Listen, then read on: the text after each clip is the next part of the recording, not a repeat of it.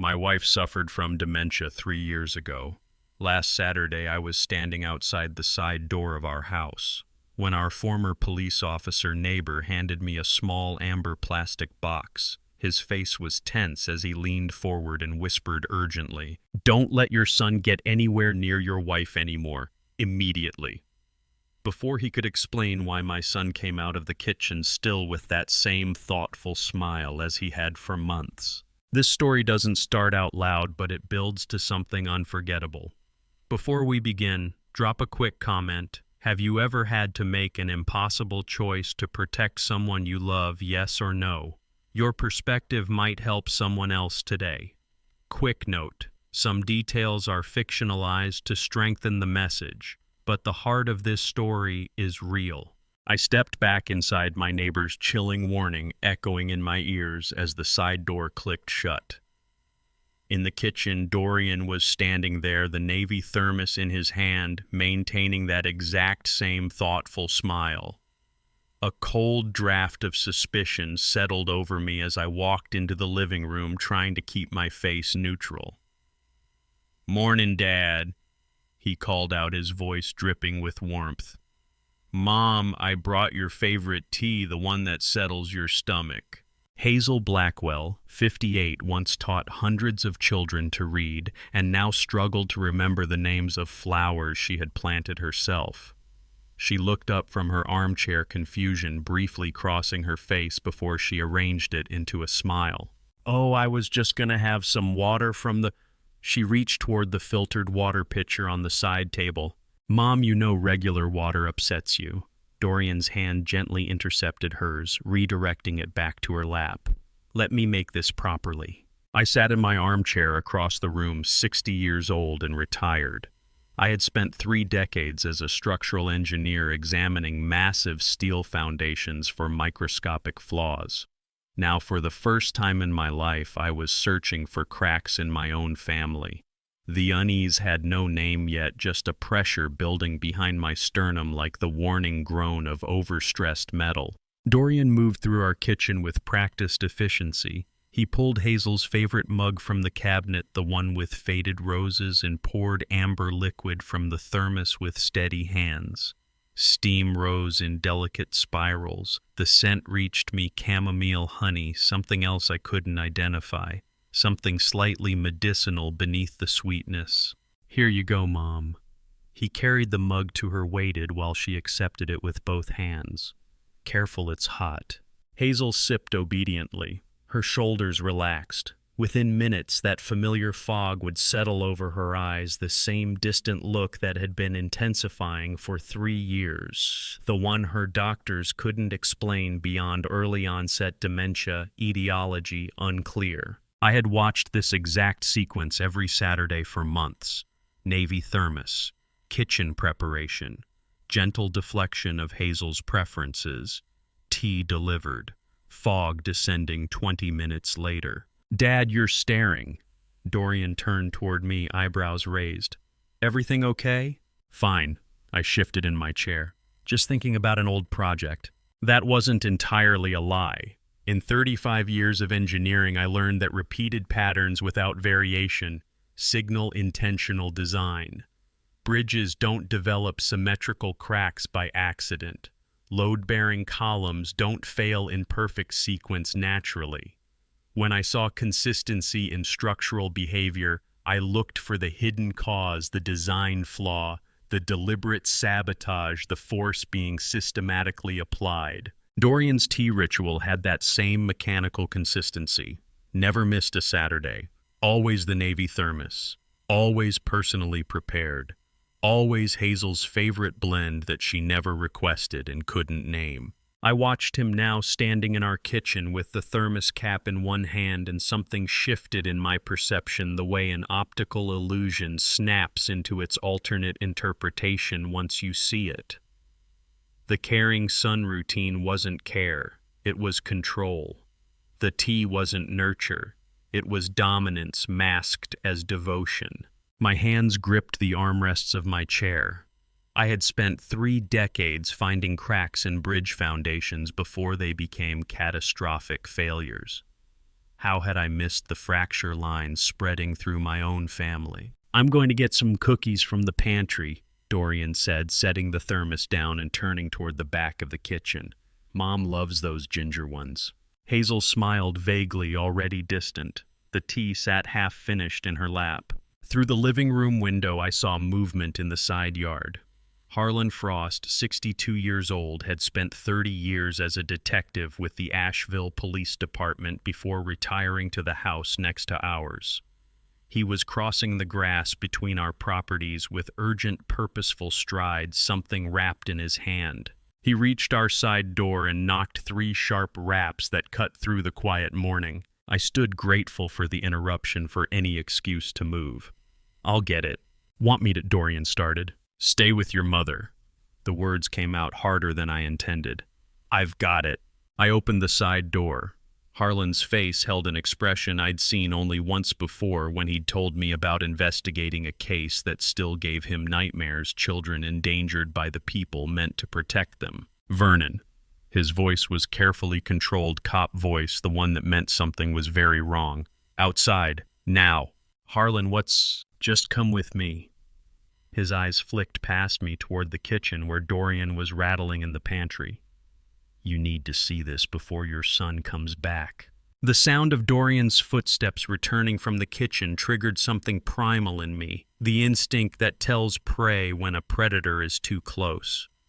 I stepped outside, pulled the door shut behind me. Harlan led me 5 feet into the yard, far enough that our voices wouldn't carry. He unwrapped the paper towel in his hands slowly, like he was handling evidence at a crime scene, which I realized with cold certainty he was. Inside the paper towel, a small amber plastic container, the kind veterinary clinics use for medications. The label was partially torn, faded from sun exposure, but I could still read fragments: acepromazine, veterinary use only sedative. The first thing I felt looking at the drug in Harlan's hand wasn't suspicion. It was the engineer's instinct to defend the structural integrity of my family against outside assessment. I scrambled to find a rational explanation for the veterinary container before me. "Someone must have used our trash bin by mistake," I said, hearing the thinness in my own voice as I stared at the amber plastic. "The Hendersons down the street have dogs." "Acepromazine isn't for dogs, Vernon." Harlan turned the amber container so I could see the partial label more clearly. "It's for horses, cattle, large animals, and I've found 3 containers over the past 6 weeks. The September morning air felt suddenly cold against my face. "Why didn't you tell me before now?" "Because accusing a man's son of anything requires certainty." Harlan's jaw tightened. I wanted to be wrong, kept hoping I'd find some innocent explanation, but this morning, finding another one, same prescription format, same timing. "What timing?" "Every 2 weeks, always on weekends." His eyes held mine, always after Dorian's visits. My hands wanted to shake, so I shoved them in my pockets. Through the kitchen window behind me, I could hear the faint clink of dishes, Dorian tidying up, being the helpful son he'd always been. The sound that had once made me proud now felt like evidence in a case I didn't want to prosecute. "You're keeping track of when my son visits. I'm keeping track of when veterinary sedatives appear in your trash." Harlan's voice softened slightly. "Vernon, I didn't want this to be what it looks like. But in 30 years as an investigator, I learned that coincidence has limits. 3 months of evidence isn't coincidence." I took the container from him, my fingers registering the smooth plastic, the weight that couldn't be more than a few ounces but felt heavier than any blueprint I'd ever carried. The prescription label had been torn deliberately, just enough to obscure the patient name and prescribing veterinarian, but the drug name remained clear. Acepromazine, dosage 25 milligrams, veterinary use only. "You're suggesting my son is what drugging his own mother with animal tranquilizers." The words sounded absurd spoken aloud. Dorian, who brought flowers on Mother's Day. Dorian, who called twice a week to check on us. Dorian, who never missed a Saturday visit in 3 years. Dorian, who always brought that Navy thermos. I'm suggesting you verify before you dismiss it, Harlan said quietly. That's what I'd do if it were my family. I turned the container over in my hands, my engineer's mind unwillingly beginning to process variables. Hazel's decline had started 3 years ago, gradual at first, then accelerating. Memory lapses, confusion, the fog that descended after meals, especially Saturday lunches. Her doctors found no physical cause, no stroke indicators, no tumor, no clear pathology. Just early-onset dementia etiology unclear. Trust in family is like the steel cables that hold a suspension bridge invisible from the road below, assumed eternal and catastrophic when it fails without warning. You don't test those cables every day. You trust the engineering trust, the design trust, that what was built to support weight will continue supporting it until something proves otherwise. I'd spent 3 decades teaching young engineers to test their assumptions, to verify load calculations, to never trust structural integrity without evidence. And here I stood holding evidence in my hand, wanting desperately to reject it. How certain are you? I asked finally. Certain enough to risk our friendship by showing you. Harlan glanced back toward his house, then met my eyes again. Look, I could be wrong about the source. Maybe someone else has access to your trash. Maybe there's an explanation I haven't considered. But Vernon, 3 identical containers, 6-week pattern, all appearing after your son's visits.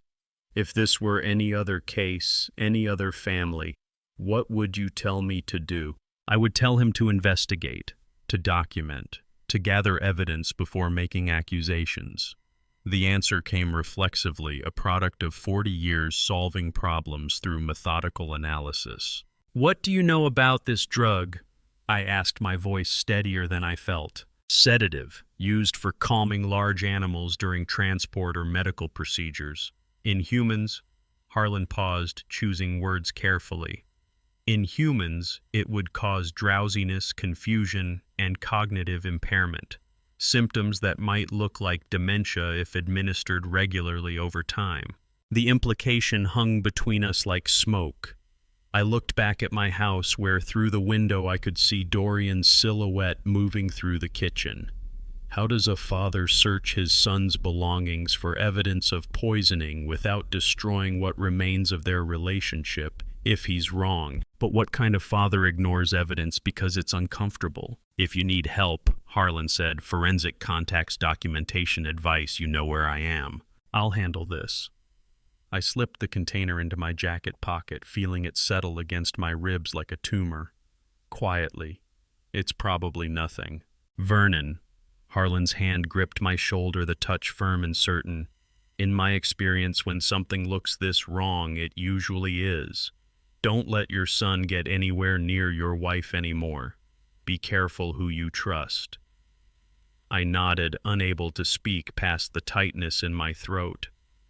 Harlan released my shoulder and headed back toward his property, leaving me standing in the side yard with September sun warming my face and ice spreading through my chest. The kitchen window reflected morning light, turning the glass opaque so I couldn't see inside clearly. But I knew what was there, my wife fog-distant in her armchair, and my son cleaning up after the tea ritual that had become as regular as Saturday itself. I pulled out my phone, opened the search browser, typed acepromazine human effects long-term. The results loaded veterinary sites, toxicology warnings, case studies of accidental exposure. I scanned the symptoms: sedation, confusion, disorientation, cognitive impairment, memory loss. Every symptom Hazel had shown for 3 years. I deleted the search history, pocketed the phone, and turned back toward my house. Through the kitchen window, I could see Dorian washing teacups at the sink with the same careful attention he'd always brought to helping around the house. The loving son, the devoted caregiver. Or something else entirely. I would know which before this day ended. The extra blanket excuse was transparent enough that I half expected Dorian to see through it, but he simply nodded and returned to helping Hazel in the living room, while I climbed the stairs to the guest bedroom where answers or their absence waited in an overnight bag. The afternoon sun streamed through the west-facing window, turning dust motes into golden suspension. I closed the door quietly, the latch clicking with a sound that felt unnaturally loud. The guest bedroom still smelled faintly of Dorian's cologne from his overnight stays, sandalwood and something citrus. His bag sat at the foot of the bed, navy canvas with leather straps, the same one he'd carried for years. My hands shook as I reached for the zipper. I felt like a thief in my own home, violating trust that should be absolute between father and son. But Harlan's words echoed 3 containers, 6 weeks, always after Dorian's visits. 35 years inspecting structures taught me to check every joint, every weld, every stress point before declaring anything sound. I pulled the zipper open. Dorian packed with military precision. Toiletries in a clear case, toothbrush, deodorant, shaving kit. A change of clothes folded with hospital corners.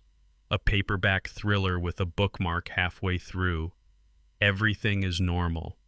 Everything exactly what you'd expect from a man spending Saturday night at his parents' house. Then nestled in the side pocket an amber prescription bottle. I lifted it with careful fingers, my pulse hammering against my throat. The label was clear, professional, printed on standard pharmacy stock. Riverside Pharmacy, 2847 Merriman Avenue. The name was familiar. I'd picked up my own blood pressure medication there a dozen times. Patient name Dorian Blackwell. Prescribing physician Dr. Marcus Hayes. Medication multivitamin complex. Take 1 daily with food. Expiration date 18 months out. Prescription number RX447823. This is just vitamins. Local pharmacy. Legitimate prescription. So why did my hands still shake? I carried the bottle to the window, holding it up to better light. The pharmacy label had the slight texture of thermal printing edges, clean information complete. The pill count matched what you'd expect for a monthly supply. I unscrewed the cap. Inside, standard multivitamin tablets, the kind with visible color specks from different mineral compounds. Relief started to filter through the tension in my chest like water through a dam crack. I wanted to find nothing. No, I wanted to find proof that my son is exactly who I'd always believed him to be. The devoted son. The caring child who never forgot a birthday, who called his mother twice a week, who showed up every Saturday without fail. The veterinary containers must have been from another house. Someone else's trash mixed with ours. Harlan was wrong, not maliciously, just wrong. Old cops see crimes everywhere, patterns in random noise. I pulled out my phone and photographed the label anyway, an old habit from documentation work. The camera shutter sound seemed too loud.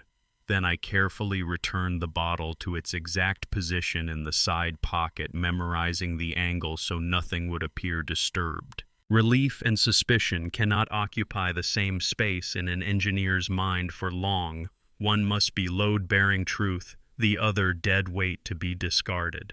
I chose relief, chose to believe the evidence in front of me rather than the paranoid warnings of a retired detective who spent 30 years training himself to suspect everyone. I was zipping the bag closed when Dorian's voice came from behind me. "Dad, everything okay?" I spun around, guilt flooding my face with heat. Dorian stood in the doorway, not defensive, not accusatory, just concerned. His expression held nothing but gentle worry, the look of a son finding his father acting strangely. The blanket excuse died on my tongue. Getting the extra blanket from the closet. The closet's on the other side of the room. Dorian stepped inside, glancing at his bag, then back at me. "You were looking through my stuff." It wasn't a question, I had no good answer. But Dorian's face softened rather than hardened.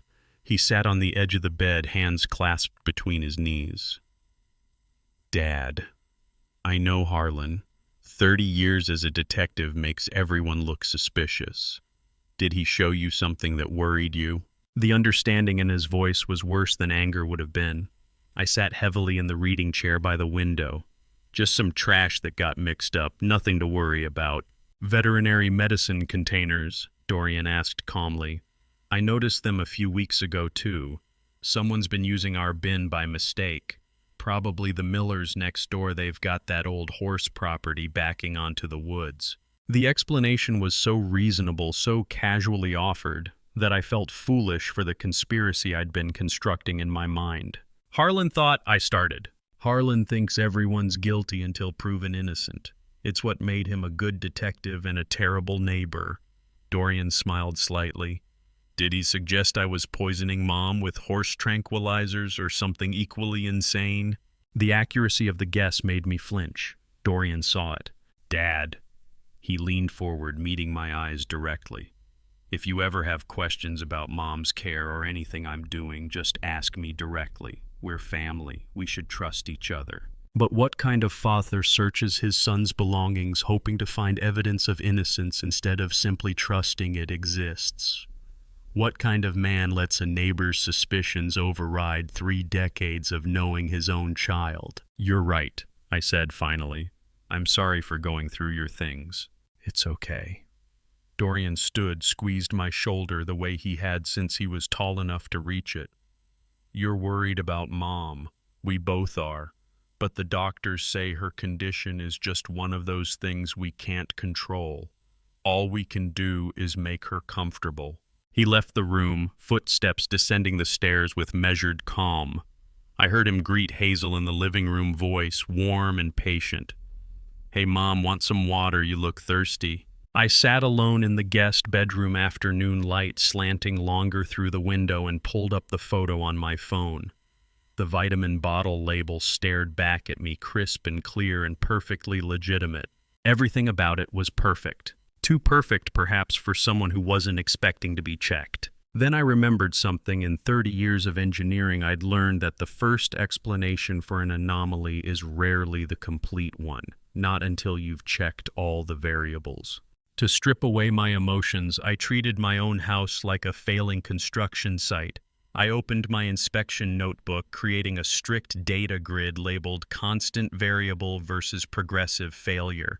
The engineering approach requires emotional distance, facts without interpretation, patterns without prejudice.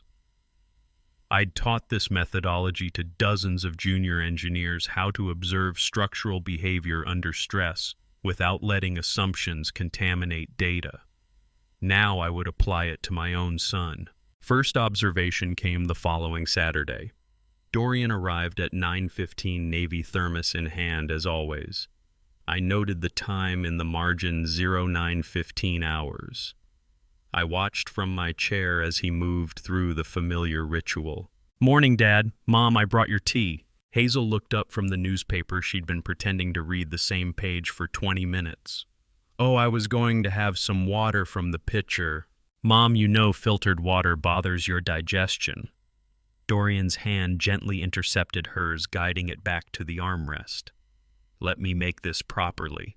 I wrote in shorthand, thermos present, brewing in the kitchen, redirection from alternate water source, gentle control maintained. 30 minutes after Hazel finished the tea, I noted eyes distant, responses delayed, newspaper forgotten. The fog I'd seen for 3 years settled over her like predictable weather. 4 days later, Dorian came for Wednesday dinner. Different day, different time, different meal, but the pattern held. Mom, let me make you tea before we eat. You'll feel better. The same gentle insistence. The same thermos. The same outcome. I documented it all in grid columns. Time thermos, present liquid source, Hazel's response timeline.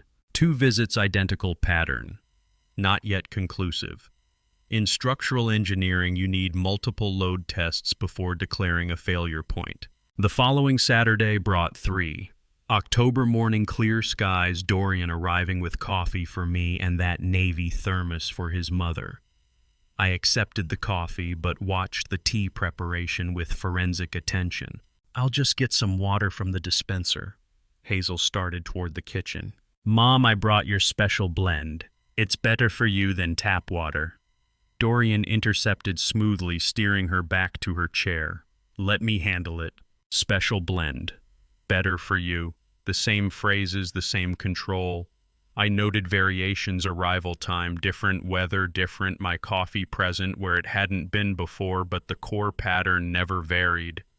Navy thermos, Dorian's preparation, Hazel's consumption, decline following within 30 minutes. Watching my son care for his mother while documenting him like a suspect felt like inspecting my own home's foundation for termite damage, necessary, invasive, and potentially catastrophic, regardless of what I found. Visit 4 came on Tuesday, a weeknight visit that Dorian explained was because he'd missed Monday's usual call and wanted to check on us. The thermos appeared again. The brewing ritual played out again. Hazel's reach for regular water was redirected again. "You're so thoughtful, bringing that tea every time," Hazel said, her voice already starting to thin toward the familiar distance. "Anything for you, Mom," Dorian replied, and the warmth in his voice sounded absolutely genuine. I sat in my home office that Sunday evening with 2 weeks of documentation spread before me and 3 years of memory behind it. The grid notebook pages held precise observations: 4 visits, 4 thermos appearances, 4 identical behavioral sequences, 4 predictable declines. I started a new page listing every variable in Hazel's life that could explain 3 years of cognitive deterioration. Medications changed twice. First, neurologist prescribed memantine. Second, switched to different regimen. Third, discontinued all dementia drugs as ineffective. Variable, not constant. Doctors 3, different neurologists over 3 years. 2 general practitioners, 1 geriatric specialist. Variable, not constant. Diet: Hazel's eating habits had fluctuated: Mediterranean diet attempt, low sodium phase, current, unrestricted intake. Variable, not constant. Exercise: inconsistent. Daily walks, abandoned after first year of decline. Yoga: discontinued, current activity, minimal. Variable, not constant. Sleep: fluctuating between insomnia and excessive daytime sleeping, no consistent pattern. Variable, not constant. Mental stimulation: book club abandoned, volunteer work, discontinued, social activities decreased. All variables, all declining. But one element remained unchanged through every neurologist, every medication adjustment, every lifestyle modification attempt. I wrote in capitals across the bottom of the page: constant variable Navy thermos, every Dorian visit, September 2022 to present. The moment I wrote those words, I felt my stomach drop the way it had the day I found a critical stress fracture in a bridge that carried 10,000 cars daily. You cannot unsee structural failure once you know where to look. In bridge inspection, when everything else varies, but one element remains constant during progressive failure, that element is your culprit. The unchanging bolt pattern that creates stress concentration. The consistent drainage flaw that causes incremental concrete degradation. The unvarying load point that slowly fractures steel. Hazel's decline started September 2022. Dorian's weekly thermos visits started September 2022. 3 years, dozens of visits, 0 variation in the ritual. I pulled out my phone and scrolled back through old photos, looking for evidence of what I remembered. There. October 2022. Dorian's birthday lunch at our house. Navy thermos visible on the kitchen counter in the background. March 2023. Easter dinner, same thermos on the side table. July 2024, 4th of July, barbecue thermos again. I had photographic evidence going back through every season, every holiday, every documented visit. The thermos appeared in the frame like a ghost, always present, never remarked upon, constant as gravity. In structural engineering, the unchanging element under stress is either the strongest support or the critical failure point. Only analysis reveals which. I needed to know what was in that thermos, not what Dorian claimed was in it, what was actually in it. I closed the notebook and descended to the garage where I still kept my old chemical analysis kit from construction materials, quality inspection days. The kit hadn't been opened in 12 years, not since I'd retired from field work, but tonight I needed it. The foam-lined case sat on a high shelf behind paint cans and garden tools. I pulled it down, blew dust off the latches, opened it to reveal glass vials, pH strips, reagent bottles with faded labels, and a basic spectrophotometer I'd used for detecting contaminants in concrete samples. Next time Dorian visited with that Navy thermos, I would obtain a sample, discreetly, carefully, without my son knowing until I had definitive proof of what I prayed I wouldn't find. Hazel's teacup sat on the side table beside her armchair, still half full of the brew Dorian had made before leaving an hour ago, and I realized with sudden clarity that I had maybe 10 minutes before she woke from her nap and finished it, 10 minutes to collect evidence against my own son, or lose this chance until next week's visit. The opportunity crystallized with the same certainty I'd felt recognizing structural failures in the field. Hazel slept peacefully, her breathing slow and even the shallow sleep that often followed her tea consumption. The living room was quiet except for the tick of the mantel clock and the whisper of October wind against the windows. I stood and moved to the kitchen with careful steps, opening the cabinet where Hazel kept glass containers she'd saved from craft projects. A small vial maybe 2 inches tall with a screw-top lid that had once held vanilla extract. I washed it twice with hot water, dried it on a clean towel, held it to the light to check for residue. Contamination protocol from construction sites. Use clean containers. Minimize exposure to environmental variables, document source, and collection time. 35 years of methodology applied to a nightmare I never trained for. Back in the living room, I stood over my sleeping wife and the teacup that might contain proof my son was destroying her. The tea had cooled to room temperature, pale amber liquid with faint wisps of what looked like chamomile floating near the bottom. It smelled like honey and herbs and something vaguely medicinal I couldn't name. My hands shook as I tilted the cup over the vial. 2 tablespoons transferred enough for testing, not enough that Hazel would notice the reduced volume if she woke and finished drinking. The liquid caught the afternoon light coming through the west window, looking completely innocent, like any tea a caring son might brew for his mother. I sealed the vial and pulled out my phone, opening the Notes app to document what I'd just done. October 16th, 6:47 p.m. Sample from Hazel's cup. Dorian visit Wednesday evening. Source Navy thermos, personal preparation by subject. The clinical language felt obscene applied to my family, but precision mattered. Evidence mattered. If this test comes back clean, I told myself I can forget this nightmare. Apologize to Harlan for doubting him. Apologize to Dorian in my mind for the suspicion, throw away the vial, and return to being a normal father. If it doesn't, I couldn't finish that thought. Hazel stirred in her chair and I froze like a thief caught mid-theft. But she only shifted position, her hand moving to rest against her cheek, still deep in whatever fog had settled over her after drinking.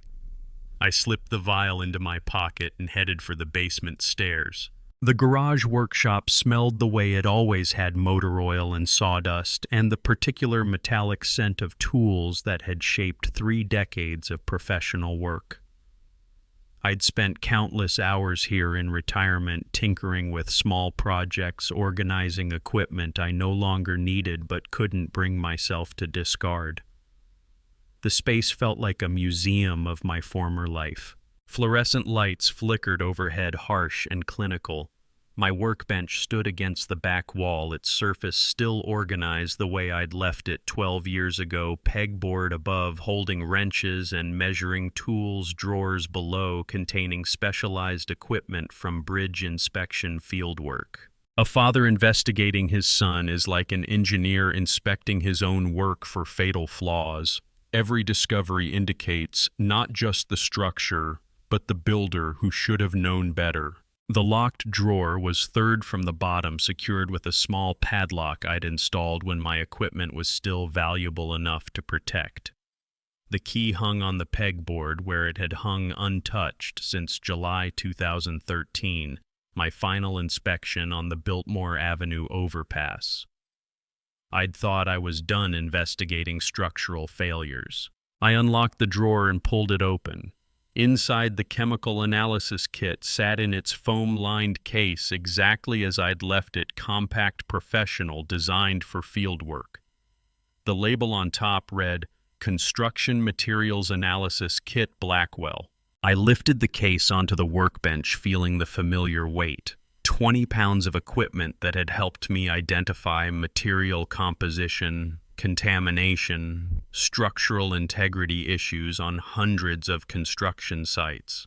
Tonight I'd use it to identify unknown substances in my wife's tea, and the crossing of that threshold felt like stepping off a bridge into open air. The latches clicked open with sounds I'd forgotten I remembered. Inside, pH meters still in their protective sleeves, reagent bottles with faded labels, phenolphthalein, methyl orange, silver nitrate, others, whose names I'd have to relearn. Test tubes nested in foam padding, a basic spectrophotometer for detecting specific compounds, reference charts laminated against chemical spills. Everything I needed to break down an unknown liquid into its component parts. The reagents might be expired, I thought, examining dates printed on bottle labels. Most showed shelf lives of 5 to 7 years, making them 5 to 7 years past reliability. The pH meter would need calibration, but the methodology was sound, the same analytical process, just applied to a different substrate than concrete or steel. At what point does professional thoroughness become paranoid obsession? And how do you know the difference when the subject of investigation shares your last name? I pulled the vial from my pocket and set it on the workbench under the fluorescent light. The tea looked even more innocent here in this space dedicated to objective analysis. Just liquid in a container waiting to reveal its secrets to anyone with the knowledge and tools to ask the right questions. If I did this test, I wouldn't know the results. Whatever I found tonight would change everything: my relationship with my son, my understanding of the last 3 years, my role as Hazel's husband and protector. The threshold between suspicion and knowledge stood in front of me like a door I could still choose not to open. But choosing ignorance when evidence was available violated everything engineering had taught me. I positioned the pH meter beside the vial and laid out the reagent bottles in the sequence I'd used 1,000 times for material analysis, initial composition check, contamination screening, compound identification, concentration measurement. The methodology was identical. Identify unknown compounds, determine concentrations, assess risk factors. Only the stakes had changed. In 12 hours, I would know whether Harlan's warning and my own suspicions were paranoid delusions or horrifying truth, and either answer would destroy something I'd spent 60 years building. The pH meter's reading made no sense for ordinary tea 5.8 when it should have been closer to 4.5 or 5.0, and I ran the test 3 more times with the same result before accepting that something in Hazel's cup was fundamentally wrong at the molecular level. I documented the first reading at 7:15 p.m. in my grid notebook, pH 5.8, temperature 68 degrees Fahrenheit, sample source. Hazel's teacup, navy thermos, origin. Then I cleaned the probe, recalibrated against the reference solution, and tested again. 5.8. Third test, new sample from the vial, 5.8. Fourth test with fresh distilled water as control, then the tea sample again, control normal tea sample, 5.8. Not ordinary tea, something else. Protocol dictated the next step: reagent panel testing to identify unexpected compounds. I arranged 6 test tubes in the foam holder and measured precise amounts of the tea sample into each one, my hands steadier now that methodology had taken over. Stay objective. Document everything. Let the chemistry speak. I documented the first reading at 7:15 p.m. in my grid notebook. pH 5.8, temp 68 degrees Fahrenheit, sample source. Hazel's teacup, navy thermos, origin. Then I cleaned the probe, recalibrated against the reference solution, and tested again. 5.8. Third test, new sample from the vial, 5.8. Fourth test with fresh distilled water as control, then the T sample again. Control, normal T sample, 5.8. Not ordinary T. Something else. The data in my grid notebook was now definitive. 2 paths forward. Confront Dorian immediately with rage and evidence, demand answers he could never give, watch our family explode in real time. Or build an airtight case the way I'd approached every complex structural failure, systematically, methodically, with multiple independent sources, confirming what one test already proved beyond doubt. Demand answers he could never give. Watch our family explode in real time. Or build an airtight case the way I'd approached every complex structural failure, systematically, methodically, with multiple independent sources, confirming what one test already proved beyond doubt. The engineer in me knew which path would actually protect Hazel. Confrontation would give Dorian time to hide evidence, fabricate explanations, maybe hurt her worse in desperation. But building a systematic case meant documenting more, which meant waiting, which meant watching Dorian visit again with that thermos, while I smiled and pretended ignorance. The father in me wanted to drive to Charlotte tonight and demand answers. The husband in me knew I had to be smarter than my rage. For 3 days I had practiced the performance of normalcy, greeting Dorian at the door without rage, accepting the Navy thermos without revulsion, watching Hazel sip poison without screaming, and Saturday morning's visit was my opening night as an actor playing the role of a father who still trusted his son. He arrived at 9 o'clock, sharp thermos in one hand and leather briefcase in the other. "Morning, Dad. I was thinking we should clean those gutters before the rain season hits. I can help this afternoon." "That'd be good." My voice sounded normal, which felt like a miracle. "Your mother will appreciate it." Dorian headed to the kitchen to brew the tea I would intercept before Hazel drank it. The routine played out exactly as my documentation predicted. Thermos opened, kettle heating, Hazel's favorite mug retrieved. I sat pretending to read the newspaper while cataloging every movement. Then his phone rang. He glanced at the screen and urgency replaced casual warmth. "Sorry, I need to take this. It's about the Atlanta situation." He set the thermos down and stepped toward the back door. "Be right back." I watched through the window as he paced the backyard, phone pressed to his ear, gesturing with animation that meant the conversation was intense. Financial trouble. Whatever the Atlanta situation was, it mattered enough to pull him away mid-ritual. His leather briefcase sat on the dining room table, zipper partially open. "How long will that call take?" 2 minutes, 5. I crossed the room with my heart hammering. Through the window, Dorian still paced back to the house. My hands shook as I pulled the zipper fully open. Inside, manila folders organized with meticulous precision. The first was labeled Medical Hazel Blackwell. I opened it. The top document was a medical certificate on professional letterhead, Asheville Neurological Associates, Marcus Hayes, MD. The same doctor from the vitamin prescription I'd photographed weeks ago. The certificate declared Hazel Blackwell, age 58, mentally incompetent and unable to make independent decisions. Diagnosis: severe cognitive impairment consistent with advanced dementia.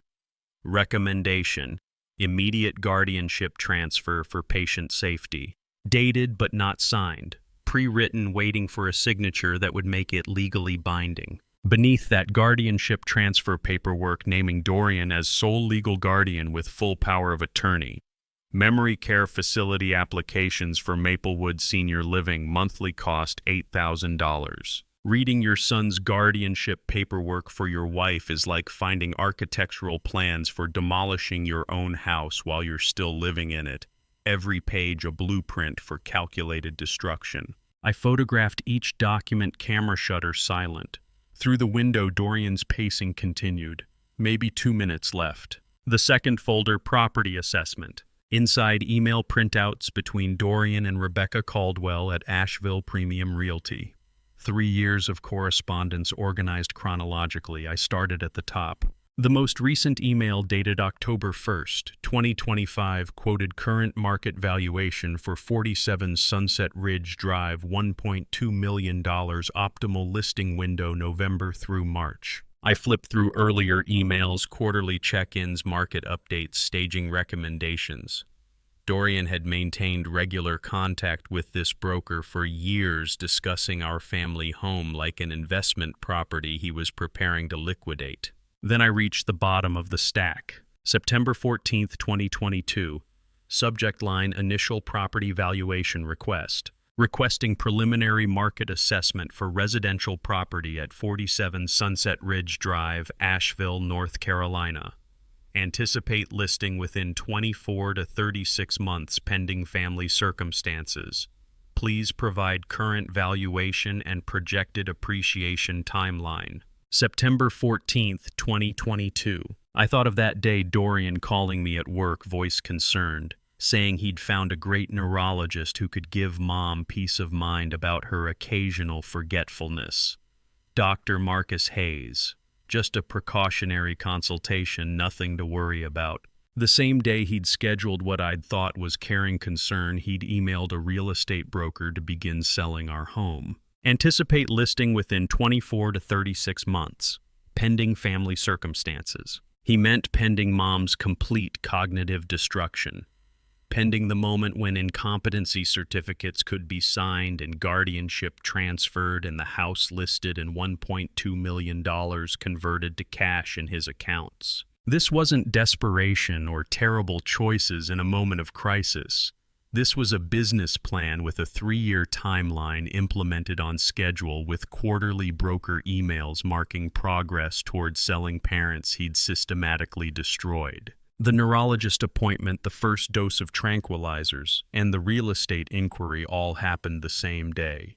Before he'd poisoned his first cup of tea, Dorian had already calculated the property value and projected the sale timeline. Outside, Dorian's voice rose, frustration bleeding through. The call was ending, maybe 30 seconds. I photographed the email, replaced it at the bottom of the stack, returned both folders to exact positions, and closed the zipper to the same partial open state. Then I sat back in my armchair with the newspaper, my phone burning in my pocket. Dorian came inside, pocketing his phone with visible irritation. "Sorry about that. Atlanta's a mess right now." He picked up the thermos and resumed tea preparation as if nothing had happened. "Where were we, Gutters, right?" "Right," I said, watching him pour poison into Hazel's favorite mug. "The Gutters." In my pocket, chemical proof of systematic poisoning. On my phone, documentary proof of premeditated financial exploitation spanning 3 years and $2.34 million in projected estate liquidation. Outside in the driveway, his car, which would drive him back to Charlotte tonight, with no idea his 3-year plan had just been reverse-engineered by a man who'd spent 35 years finding hidden structural failures before they became catastrophic. He had no idea the bridge was already collapsing beneath him. Harlan Frost studied the chemical analysis documentation with the same careful attention he'd brought to crime scene reports for 30 years, reading my handwritten notes about acepromazine concentrations and veterinary-grade sedatives, with a former detective's practiced neutrality that couldn't quite hide the anger tightening his jaw. We sat in my home office with the door closed and Hazel napping upstairs, Sunday afternoon light slanting through the window across evidence that would destroy my son. I'd called Harlan an hour ago, asking him to come over, telling him I'd found proof. Now I watched him process what that proof meant. "Walk me through the methodology," Harlan said, his voice level. "Sample collection first." I explained the vial retrieval, the contamination controls, and the documentation timestamp. Then the pH testing, reagent panel results, compound identification process, spectrophotometric analysis confirming acepromazine at therapeutic sedative concentrations. Harlan asked questions a prosecutor would ask. Chain of custody. Documented in my grid notebook, photos time-stamped. The sample never left my possession until testing. Possibility of environmental contamination. I ran control tests with distilled water, reagents past expiration but cross-checked results with multiple batches. The ACE-promazine markers were consistent across all tests. Your documentation is solid, Harlan said finally. Methodology, chain of custody, photographic evidence. This would hold up in court. I felt something loosen in my chest, validation from someone who knew evidentiary standards, who'd built criminal cases that sent people to prison. I spent 3 decades proving structural failures, I said. I know how to build an evidence file that can't be dismissed. Harlan set down the compiled logs and met my eyes. Vernon, he said, his voice tightening. This isn't structural failure. This is a severe, calculated case of forced dependency and fraud. Your son has been systematically undermining his mother's health and memory for 3 years. When Conrad reviewed the legal intervention protocol explaining how Deputy Conrad would formally detain Dorian right in our living room and secure the property, I had to take a long breath to keep my composure. Show me the other evidence, Harlan said. I pulled out my phone and opened the photos from Dorian's briefcase. The medical certificates, the guardianship paperwork, the memory care facility applications, and finally the real estate broker emails with the September 14th, 2022 timestamp proving premeditation. Harlan studied each image with increasing focus. When he reached the broker email, his jaw clenched. Premeditated elder abuse with financial exploitation, he said quietly. The chemical evidence proves poisoning. These documents prove motive and planning, but we need more before going to the authorities. What kind of more? Independent medical confirmation that Hazel's symptoms match long-term sedative exposure, financial records showing Dorian's debt, the Atlanta situation you mentioned, and ideally, Harlan paused, choosing words carefully. Ideally, we get Dorian revealing his plan himself on camera, thinking he's won. A confession. Not exactly. More like letting him explain what he's done while he believes you're on his side or powerless to stop him. People get careless when they think they've already won. Sharing evidence of your son's crimes with a former detective is like handing over architectural plans for a building you designed yourself. Knowing every structural flaw will be examined by someone trained to find fatal weaknesses. What's the timeline? I asked. This week, legal consultation with an elder law attorney. I know Philip Thornton specializes in financial exploitation cases. Medical evaluation to document Hazel's baseline once you stop the poisoning. Financial investigation into Dorian's debt situation. And then we set up what I call a controlled confrontation. You tell Dorian you know about the incompetency certificates or the real estate plans, something that seems like you've discovered part of the scheme but not all of it. He'll either confess trying to justify himself or he'll try to manipulate you. Either way, we document everything. The methodical strategy made sense, but the thought of more weeks pretending normalcy with Dorian made my stomach turn. There's one more thing, Harlan said. You're going to need family support. Someone you trust completely who can help with Hazel's care and documentation. Someone Dorian won't suspect. Bliss, I said immediately. My daughter. Does she know? Nothing. She lives in Charlotte, visits every few weeks. She and Dorian are close, or were. Call her. Get her home. But Vernon... Harlan's voice softened. Don't tell her everything over the phone. This kind of news needs to be delivered in person. 20 minutes later, I sat in Harlan's home office using his landline, a habit from his detective days, keeping sensitive calls off cell networks. My hands shook as I dialed Bliss's number. She answered on the third ring. Dad, is everything okay? You never call on Sunday afternoons. Bliss Blackwell, 28, worked as a data analyst and had inherited my analytical mind along with her mother's warmth. She'd recognized patterns in Dorian's visits long before I did, mentioning once that it was odd how Mom always seemed foggier after his tea ritual. I'd dismissed her observation then. The memory felt like acid now. Bliss, I need you to come home this weekend. Not for a visit, I need you here. Mom needs you here. Silence on the line then. Dad, what's wrong? Is Mom okay? Are you okay? I looked at Harlan, who nodded slightly. Stick to the plan. Reveal nothing yet. I'll explain when you get here. Just trust me. Come home Friday evening if you can. And Bliss. I paused, hating what I had to say next. Don't mention this to your brother. Another pause, longer this time. You're scaring me. I know, I'm sorry, but I need you to trust me. Can you do that? Of course. I'll leave work early Friday, be there by 6. Thank you, sweetheart. Dad? Her voice caught slightly. Are you okay? When I lied to Bliss on the phone, everything's fine, sweetheart. I felt something fundamental shift in my identity from the father who taught his children that honesty was sacred to the tactician who would sacrifice any principle to protect his wife from their son. Everything's fine, I said. I just need you home. Drive safe, okay? After I hung up, Harlan outlined the next steps with military precision. Legal consultation this week. Medical evaluation to document Hazel's cognitive function once the drugging stopped.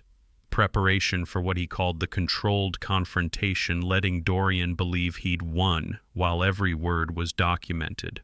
Your son planned this for 3 years, Harlan said.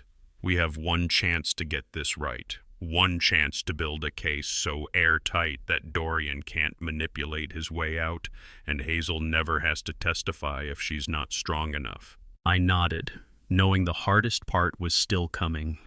Maintaining normalcy with Dorian for however long it took to spring the trap we were building with the same careful precision he'd used to destroy his mother. The Navy thermos sat in the refrigerator exactly where Dorian always left it after his visits, freshly filled with what he called his special tea blend for Mom's digestion, and I realized that every hour I waited to swap the contents was another hour my wife spent absorbing livestock tranquilizers into her bloodstream. I stood alone in the dark kitchen at 11 o'clock Sunday night, the refrigerator door open, its light casting my shadow long across the tile floor. Upstairs, Hazel slept the heavy sleep that had become her default state over 3 years. The house was silent except for the refrigerator's hum and my own breathing. Harlan had outlined the strategy this afternoon: build the perfect case, gather independent evidence, wait for the right moment to spring the trap. But standing here staring at the thermos that would deliver Wednesday's dose, I couldn't reconcile strategic patience with the knowledge that my wife's brain was being systematically damaged. The chemical analysis had shown cumulative neurological effects. 3 years of doses. How much permanent harm had already been done? How much more would occur if I waited another week, another month for the perfect prosecutorial moment? Every additional dose causes damage. The realization settled over me with the weight of structural failure. When you find the critical stress point, you don't wait to see how much more load it can bear before catastrophic collapse. You act immediately. If I swapped the watcher tonight and Hazel improved by Friday, that improvement would be forensic proof of cause and effect. Her recovery would become evidence more compelling than any chemical analysis living testimony that removal of the poison restored the person it had been destroying. I pulled the thermos from the refrigerator, its stainless steel cold against my palms. The weight felt familiar. I'd watched Dorian carry this same thermos into our house dozens of times, always protective of it, always personally controlling its contents and delivery. Now I understand why. I set it on the kitchen counter and retrieved my phone, photographing the thermos in place with timestamp and location metadata. Then I opened my grid notebook and documented October 20th, 11:13 p.m. Navy thermos contents to be extracted and replaced with clean water. Purpose: humanitarian intervention and forensic observation. The filtered water dispenser in the corner held water identical to what Dorian would use, same temperature, same mineral content, same appearance. I filled a clean glass pitcher with approximately 16 ounces, matching what the thermos typically held. Then I unscrewed the thermos cap and poured the prepared tea into a labeled evidence container I'd retrieved from the garage, the same type of sealed vial I'd used for the original chemical analysis. The liquid came out amber and slightly cloudy, smelling of chamomile and honey, and that faint medicinal undertone I now recognized as ace-promazine. Dismantling your son's poisoning mechanism in your own kitchen at midnight is like diffusing an explosive you built yourself.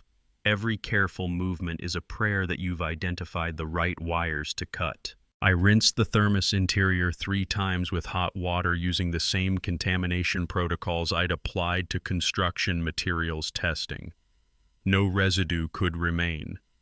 The observation had to be clean, pure cause and effect, poison removed and clarity restored with no variables to muddy the results. The filtered water went into the thermos, filling it to the same level Dorian had left it. I screwed the cap tight, wiped down the exterior, and compared it to the photograph I'd taken minutes earlier. Visually identical. The temperature matched. Nothing to suggest tampering. I returned the thermos to its exact position in the refrigerator, photographing the placement to confirm zero disturbance. To Dorian's eyes, Wednesday evening, everything would appear normal, his prepared tea waiting exactly where he'd left it, ready to be brewed and served to his mother with the same caring routine he'd performed for 3 years. Except this time, Hazel would drink clean water. This time, for the first time since September 2022, her body would process 0 ace-promazine. This time I would observe whether the fog that had stolen 3 years of her life began to lift.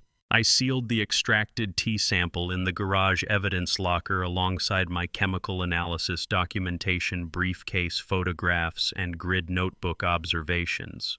The collection now represented a complete prosecutorial package. Motive means opportunity, chemical proof, documentary proof, and within 48 hours potential recovery proof.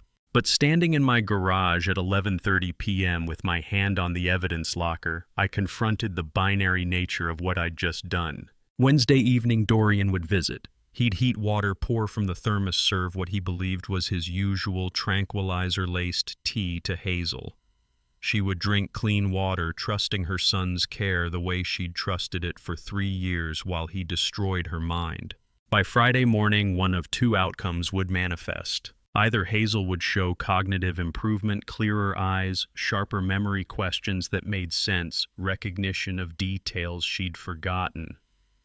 Her emergence from chemical fog would prove systematic poisoning beyond any doubt, vindicate my investigation, confirm my son as a calculating destroyer of his own mother.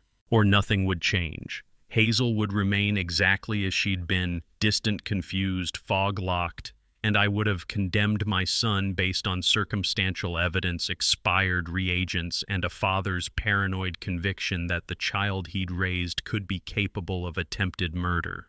What does a father pray for when he sabotaged his son's 3-year plan to destroy his wife? That he's right and his child is a monster, or that he's wrong and his suspicion is the real poison? There was no middle ground anymore, no careful neutrality, no hedging interpretations. I'd chosen a side by swapping that water, and in 48 hours I would know if I'd chosen correctly or destroyed my family with unfounded persecution. I climbed the stairs to bed at midnight, leaving the swapped thermos in the refrigerator, waiting for Wednesday's visit.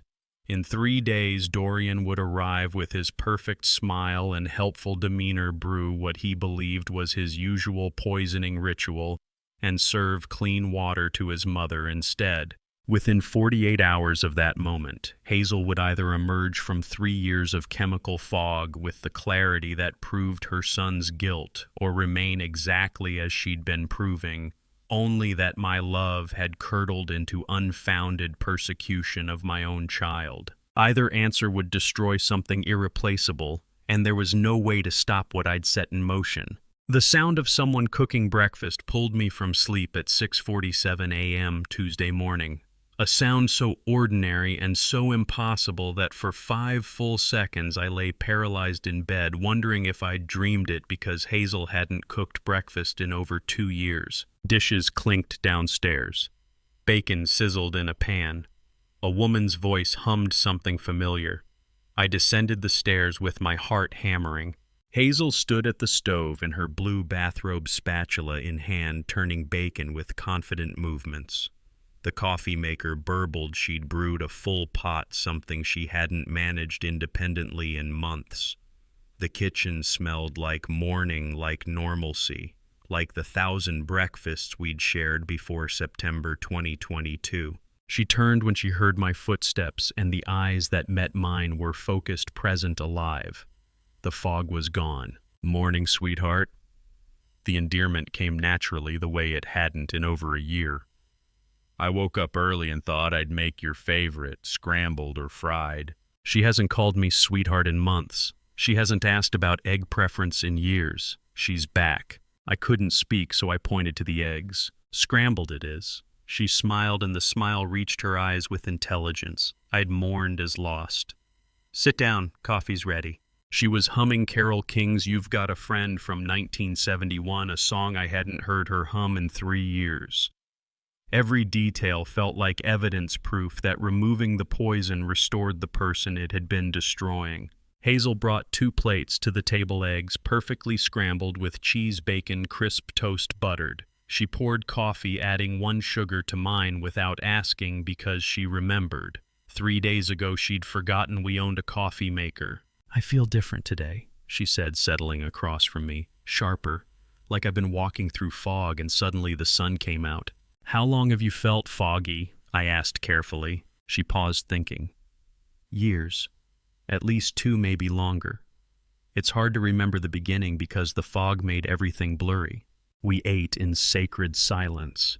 She tasted her eggs, added pepper, ate with appetite and awareness. When Hazel asked if I wanted scrambled or fried eggs, a question she'd asked 10,000 times in our marriage, I had to turn away and grip the counter because the simple domesticity of it shattered something in my chest that had been holding grief at bay for 3 years. "I had the strangest dreams last night," Hazel said, "about my teaching days. Timothy Morrison, the boy who struggled with reading until we found those graphic novels. 3rd grader freckles, gap between his front teeth. I can see his face so clearly." "You taught him in 2015, I said. "And Kayla Brennan, parent-teacher conference in spring 2018. Her mother worried about the dark poetry Kayla was writing. I told her Sylvia Plath started somewhere too." She was recalling details with crystalline clarity, names and dates pulled from years of teaching. The woman across from me was fully present for the first time since her decline began. Hazel noticed the crossword puzzle I'd left half-finished on the table. She picked up the pen and started filling in answers. Fleetwood Mac album from 1977, Rumors. Lead singer of The Who, Daltrey. Hemingway novel set in Spain, The Sun Also Rises. She completed the puzzle in 5 minutes, literary references and music trivia flowing without hesitation. When she set down the pen, she looked at me with an expression I couldn't quite read. "How are you feeling?" I asked. "Really feeling?" "Alert, present." She reached across the table and took my hand, her grip strong. "I can't explain it, but it's like I've been underwater for a very long time and I just broke the surface." The metaphor hit too close, drowning in chemical fog, unable to call for help, sinking deeper with every dose Dorian administered in the guise of care. Hazel's expression sharpened.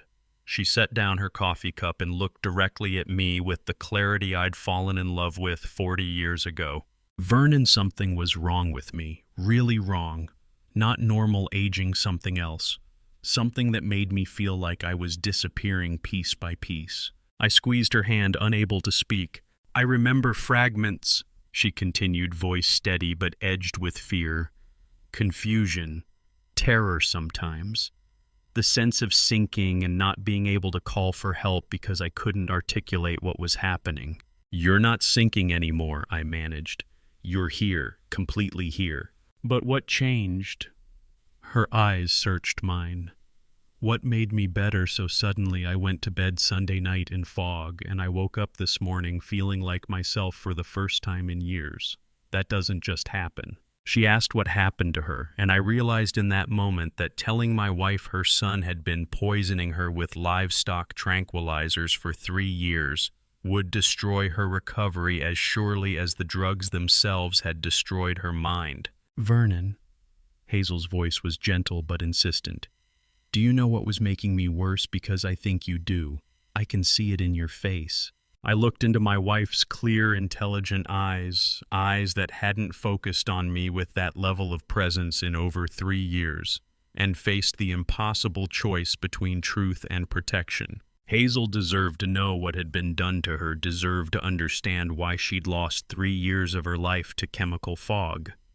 But telling her that our son had systematically drugged her to steal our home and life savings would transfer the poison from her bloodstream to her heart, and I didn't know if even full cognitive restoration could survive that particular truth. The woman across from me waited for an answer I wasn't ready to give. Before I could decide how much truth to reveal, Hazel spoke again, her voice quiet but steady.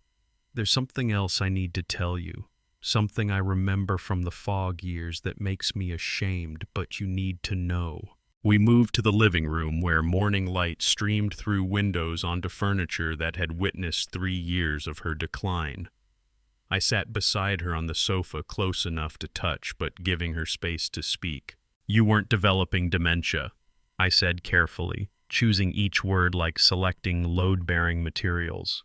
"Someone was giving you something that made it seem that way. I found it, and I stopped it."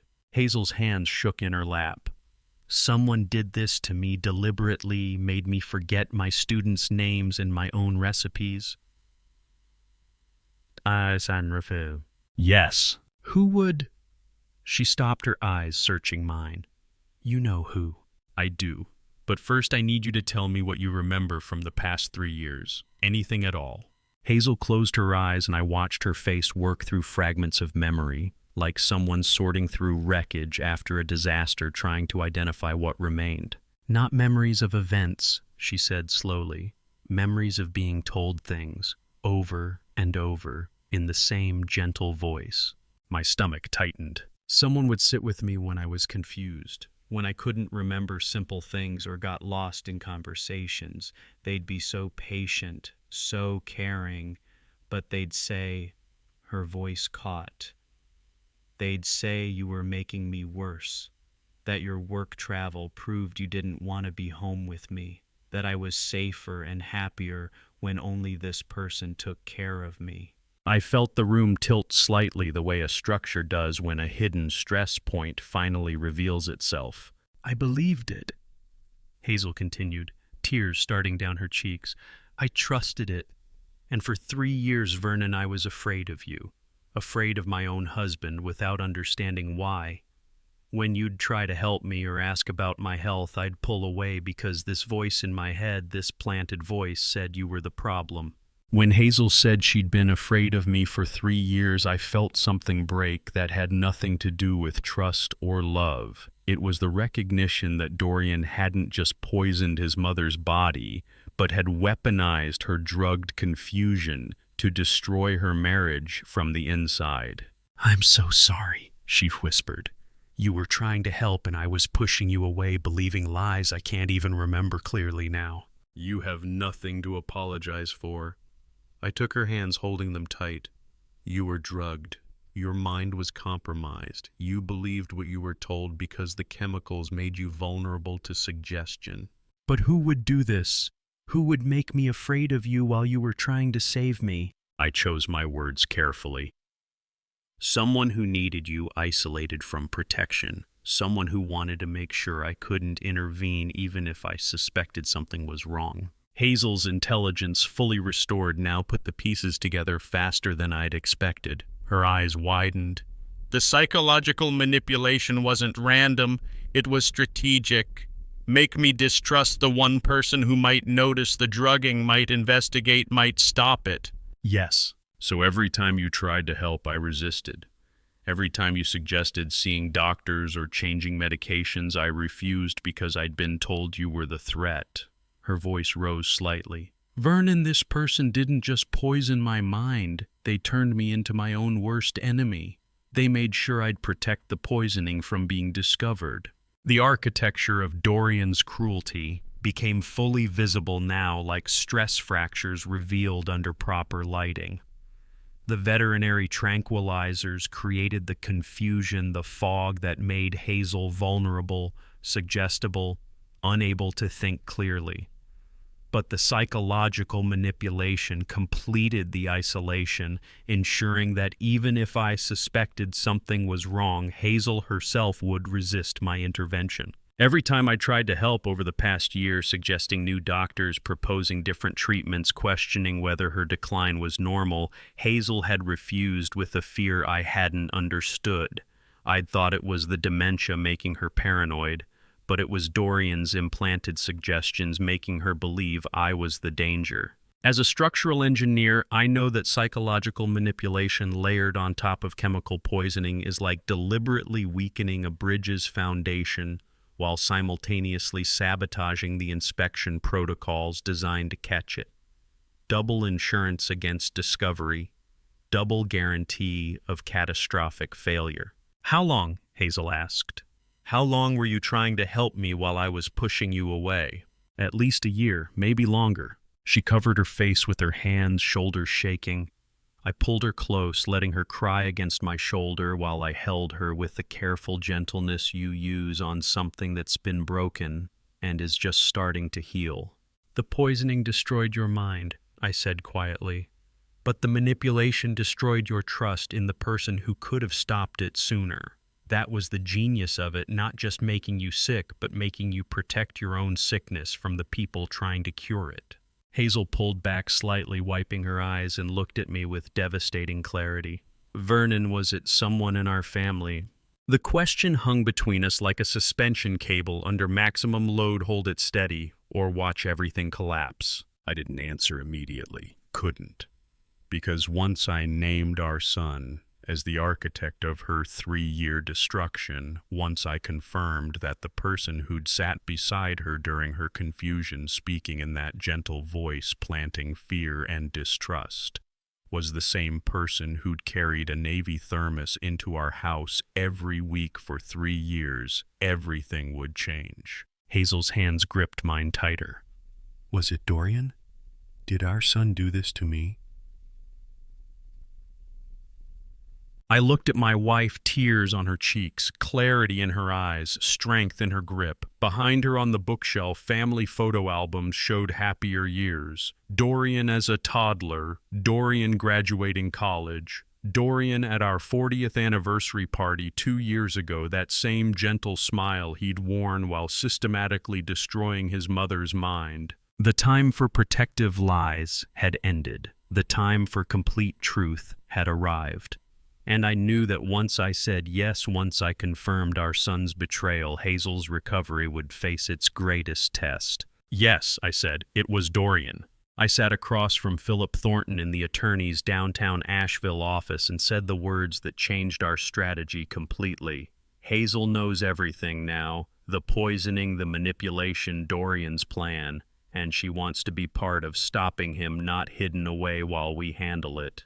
Philip Thornton, 55, had drafted the Blackwell family's legal documents for 20 years and knew exactly where to hide protective clauses. He leaned back, processing this development. "She wants to be at the room when we confront him," I continued. "Says Dorian needs to see her fully lucid when his plan collapses." "That changes the optics considerably," Philip said. "A recovered victim confronting her poisoner carries significant evidentiary weight." Harlan sat beside me. "What about the POA clause?" Philip pulled a manila folder from his desk. 2 weeks ago, I amended the power of attorney. The new clause requires Bliss's written co-signature for any guardianship transfer. Dorian doesn't know this exists. "So when he produces the paperwork," I started. "When he produces what he believes is valid documentation on camera," Philip interrupted, "we reveal Bliss never signed. Instant documented fraud. But we need him to reveal his full plan, first explicitly state his intention to declare Hazel incompetent and seize assets." "We need him to explain everything," Harlan said. "The drugging, the real estate plans, the memory care deposits." Do we have medical confirmation of Hazel's recovery? Philip asked. Garrett Holbrook examined her Tuesday, I said. His report documents dramatic cognitive improvement consistent with withdrawal from sedative exposure. Proof the decline was chemically induced. Philip made notes. Medical documentation, chemical analysis, financial motive, premeditated timeline. We're building a prosecutable case, but the confrontation needs to be airtight. That's where the cameras come in, Harlan said. Wednesday afternoon, Harlan and I installed 3 small high-definition cameras in our living room. The first went inside the bookshelf behind encyclopedias. The second fit into a picture frame on the side table. The third replaced the clock mechanism in the mantel clock lens hidden behind the number 6. Building a legal trap to catch your own son is like an engineer deliberately creating the conditions for a controlled structural failure. You must calculate every force, every stress point, every element's breaking threshold, knowing that if your math is wrong, the catastrophe becomes uncontrolled. 3 camera angles, Harlan said, adjusting the bookshelf unit. Redundant audio. If one fails, we have backups. This footage will be Exhibit A. We tested angles, audio quality, and lighting. The cameras fed live to Harlan's home office next door, where monitors displayed our living room from 3 perspectives. Conrad Vale, 42, a sheriff's deputy Harlan had worked with for years, sat at the monitoring station. North Carolina has one-party consent for recording, Harlan explained. Vernon's presence makes this admissible even though Dorian won't know he's being filmed. Conrad adjusted the monitor. I'll be watching live from here. The moment he threatens or coerces, I can enter with probable cause. But we need explicit statements, actual words about the drugging and asset seizure. I stood in my living room looking at the hidden cameras. I'm going to sit in my own living room and let my son reveal his plan to destroy his mother while cameras document every word. This is really happening. Yes, Harlan said, it is. Thursday evening, we gathered at Harlan's house for final coordination. Philip, Harlan, Conrad, and I sat around the dining table with documents spread like battle plans. Timeline, Harlan said. Dorian arrives Friday morning expecting compliant parents. Vernon performs mild confusion enough that Dorian feels safe revealing his plan. Dorian produces guardianship paperwork. Vernon asks questions prompting a full explanation. Cameras capture everything. Conrad intervenes on my signal. Philip tapped the legal documents. Once Dorian produces those papers on camera, he's committed fraud. Once he explains why he needs them, he's confessed motive. Once he threatens consequences, he's added coercion. I need explicit statements, Conrad said, about drugging, about the asset seizure, about institutionalizing Hazel. Anything less gives his attorney wiggle room. What about Hazel being present? I asked. Philip considered this. Seeing her lucid might provoke desperate measures, threats, admissions he wouldn't make otherwise. But Vernon, you'll need to act vulnerable enough that Dorian reveals everything while remaining lucid enough that your consent to recording is legally valid. Can you walk that line? I spent 3 decades inspecting structures under stress, I said. I know how to appear weaker than I am while maintaining critical integrity. When Conrad reviewed the arrest protocol, explaining how he'd handcuffed Dorian in our living room while reading Miranda rights, I had to leave the room and stand in Harlan's backyard breathing October air until the nausea passed. This was really happening. We were really doing this, and there was no version of Friday that didn't end with my son in custody. When I returned, Philip was finishing. Emergency protective orders ready. I'll be on standby at my office. The moment Conrad makes the arrest, I file civil protective action preventing any financial access. What if Dorian suspects something? I asked. What if any element fails? Harlan met my eyes. Then 3 years of crimes could go unprosecuted. This is our one chance. We either document everything perfectly or we lose the case. The trap architecture was so elaborate, cameras, hidden legal clauses, law enforcement presence, medical documentation, coordinated timing, that if Dorian suspected any single element, the entire prosecution strategy could collapse. Thursday night, I lay in bed beside Hazel, listening to her breathe with the clear, even rhythm that had been absent for 3 years. Downstairs, 3 hidden cameras waited. Next door, Harlan's monitoring station stood ready. In Charlotte, Bliss drove toward home, not knowing she'd arrived to witness her brother's arrest. And somewhere in that same city, Dorian prepared for what he believed would be his final visit as the devoted son before becoming his mother's legal guardian, a role that would last exactly as long as it took him to walk into the most thoroughly documented trap I had ever engineered. 24 hours until everything collapsed or everything was proven. No middle ground remained. Bliss Blackwell arrived at her parents' house at 6:47 p.m. Thursday evening with an overnight bag and growing dread because my voice on Sunday's call had carried a strain she'd never heard before. And when I met her at the door, my first words were, "We need to talk in my office before you see your mother." She followed me down the hall. I closed the office door and gestured to the chair. "Sit down," I said. "What I'm about to tell you will change everything you believe about this family." Bliss sat overnight bag clutched in her lap. "Is Mom dying?" "Your mother doesn't have Alzheimer's. She never did. Someone has been drugging her with livestock tranquilizers for 3 years to make her seem incompetent." Her face went blank. "What?"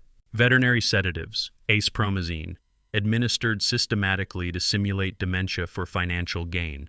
"Dad, that's who would—" "I need you to listen to everything before you react. All of it. Because I'm going to ask you to do something that will require you to lie to your brother's face." I watched confusion shift to disbelief, disbelief to dawning horror. Bliss set her bag down with shaking hands. "Tell me everything," she said quietly. I walked her through it methodically.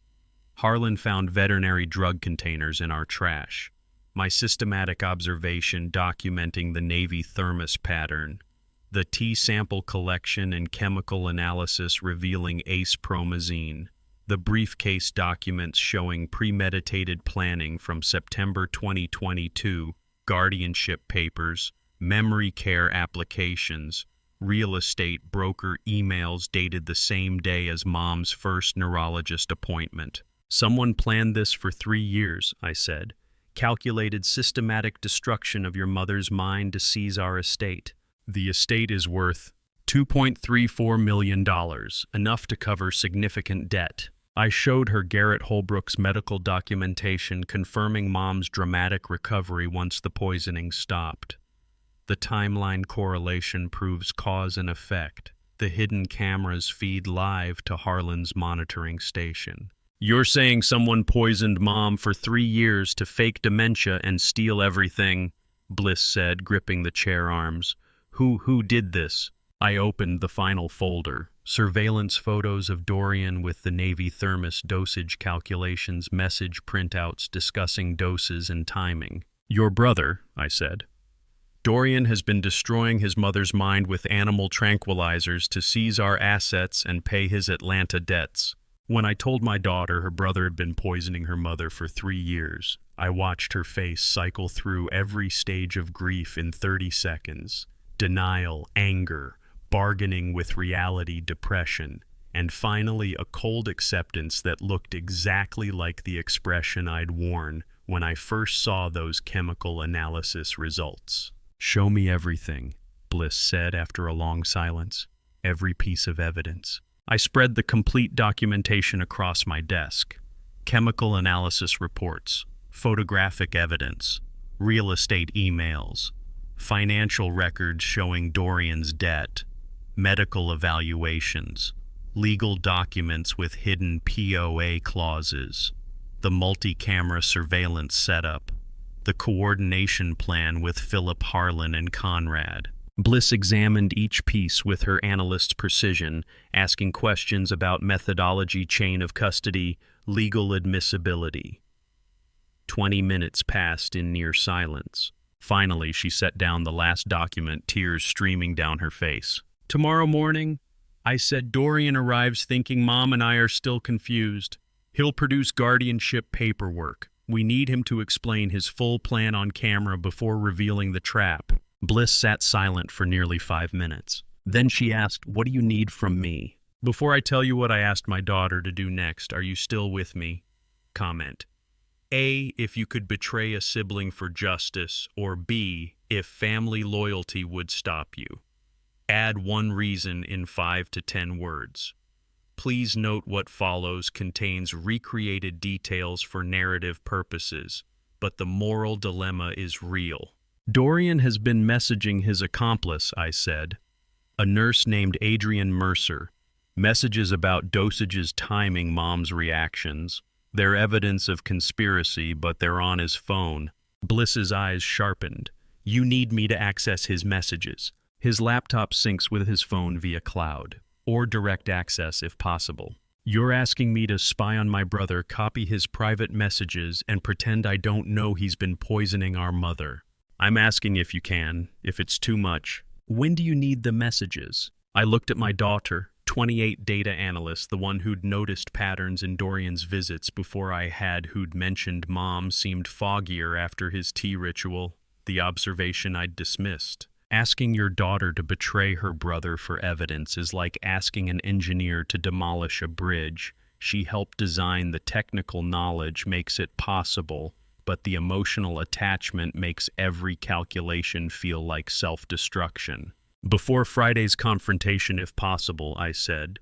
"The messages would complete the conspiracy evidence." Bliss stood, walked to the window, looked out at October darkness. When she turned back, her face was set with the same determined expression Hazel wore when deciding on difficult action. "I said let me handle my part," Bliss said quietly. "Dorian's laptop is probably in his car. He always brings it for weekend work. I can access his cloud sync tonight if he's staying over. He might be suspicious seeing you here. I'll tell him you called me home to help with Mom. He'll buy it. He's been saying for months you can't handle her alone." The irony cut deep. Bliss picked up her overnight bag. "I need to see Mom now. Is she really better? Go upstairs, see for yourself." After Bliss left to see her mother, who was reading with full clarity for the first time in 3 years, I sat alone looking at the complete alliance architecture. Harlan next door with surveillance equipment. Philip on standby with legal instruments. Conrad is ready to arrest. Hazel prepared to face her son with recovered cognition. And now Bliss committed to digital espionage against her own brother. 5 people united to stop one man who had no idea that his 3-year plan to destroy his family had been reverse engineered by the family he'd tried to destroy. Friday morning would prove whether perfect preparation could overcome the chaos of confronting someone you love with their own crimes. I sat in my armchair at 9:13 a.m. Friday morning with my hands positioned in a carefully calculated tremor, not so severe it suggested Parkinson's, but enough to communicate the cognitive decline Dorian expected to see, and waited for my son to arrive and destroy himself on camera. The hidden cameras were recording. In Harlan's house next door, Deputy Conrad watched 3 live stream angles of our living room. Upstairs, Hazel and Bliss waited in the master bedroom with the door locked. Everything was ready. Dorian's car pulled into the driveway at 9:15. Through the window, I watched him gather items from the passenger seat, the Navy thermos, a pharmacy bag, a leather briefcase. His movements carried the confidence of someone who believed he'd already won. I slumped slightly in the chair, let my eyes drift unfocused, arranged my face into vacant confusion. The performance had to be convincing enough to make Dorian reveal everything while maintaining sufficient legal competence that my consent to being recorded remained valid. A tightrope between acting and authenticity. The door opened. Dorian entered carrying his props with practiced ease. "Morning, Dad." His voice held the gentle patience he'd perfected over 3 years. "I brought some things we need to discuss. Important paperwork for Mom's care. Are you feeling up to talking?" I turned my head slowly as if the movement required conscious effort. Let my gaze take several seconds to focus on his face. "Dorian, My voice came out uncertain, trailing. Yes, I think so. Your mother is... she's upstairs. Or maybe... I can't remember if she went out. She's resting, Dad. It's okay. Dorian set the thermos on the side table with the automatic placement of ritual. I need you to focus for a few minutes. This is very important for both of you. He pulled the ottoman closer and sat facing me, briefcase in his lap. Every camera angle would capture his expressions perfectly. The thing is, Dad, you and Mom are getting older. This house is becoming too much responsibility. I've been thinking about this for a while, and I believe professional care would be better for everyone. I let confusion cloud my face. Professional care, memory care, Dad. A facility where trained staff can help with Mom's condition, and honestly where they can help you too. I've noticed you're having more trouble lately. The irony would have been funny if it weren't devastating. The trouble he'd noticed was the absence of the fog he'd created with 3 years of poisoning. I don't understand, I mumbled, performing the decline he'd manufactured. Let me show you. Dorian opened his briefcase and pulled out legal documents. I've arranged everything. A memory care facility in Asheville, excellent reputation, beautiful grounds. But to pay for it, we'll need to sell the house. He laid the papers on my lap. Power of attorney documents. The same ones Philip had secretly amended to require Bliss's co-signature. Sell the house. I let my hand shake as I touched the papers. But we've lived here. 40 years, I know. Dorian's voice carried rehearsed sympathy. But you can't manage it anymore, Dad. The finances, the maintenance, Mom's care, it's too much. Sign here and I'll handle all the difficult decisions. You won't have to worry about anything. Performing senility for your son while he explains how he'll institutionalize you is like an engineer watching someone try to demolish a bridge with tools. The engineer himself designed, exactly which structural members they're targeting, exactly how much force they're applying, and exactly when to reveal that the bridge was reinforced yesterday. Through the window, I glimpsed movement in Dorian's car. A woman sat in the passenger seat watching the house. Adrienne Mercer, 38, a nurse who understood exactly how to administer substances that left no trace until it was too late. I've already handled the preliminary work, Dorian continued. Medical certificates, facility placement applications, financial restructuring. The memory care facility has an opening next week. We just need your signature authorizing me to handle the estate. He pulled a pen from his pocket and placed it in my trembling hand. What about our savings? I asked, voice wavering. The investments. All of it will go toward your care, Dad. Both of you will be taken care of in the facility. The house sale will cover the deposits and first year's fees. The $2.34 million estate reduced to facility fees while Dorian paid his Atlanta debts with the difference. I'm not sure. I let the sentence trail into confused silence. Dorian's voice took on urgency. Dad, we need to do this today. The facility opening won't last. Mom's doctor has already signed the medical certificates declaring her incompetent. You're still legally competent, so you can authorize this now. But if we wait... The threat was implicit. Wait, and I might be declared incompetent too. Sign now while I still could, or lose even the illusion of choice. When Dorian said, Mom needs professional care, you can't provide... I felt rage so pure it almost broke my performance because I'd provided the only care that mattered by stopping the poison while he'd provided 3 years of systematic neurological destruction disguised as devotion. I lifted the pen with shaking hands, positioning it above the signature line.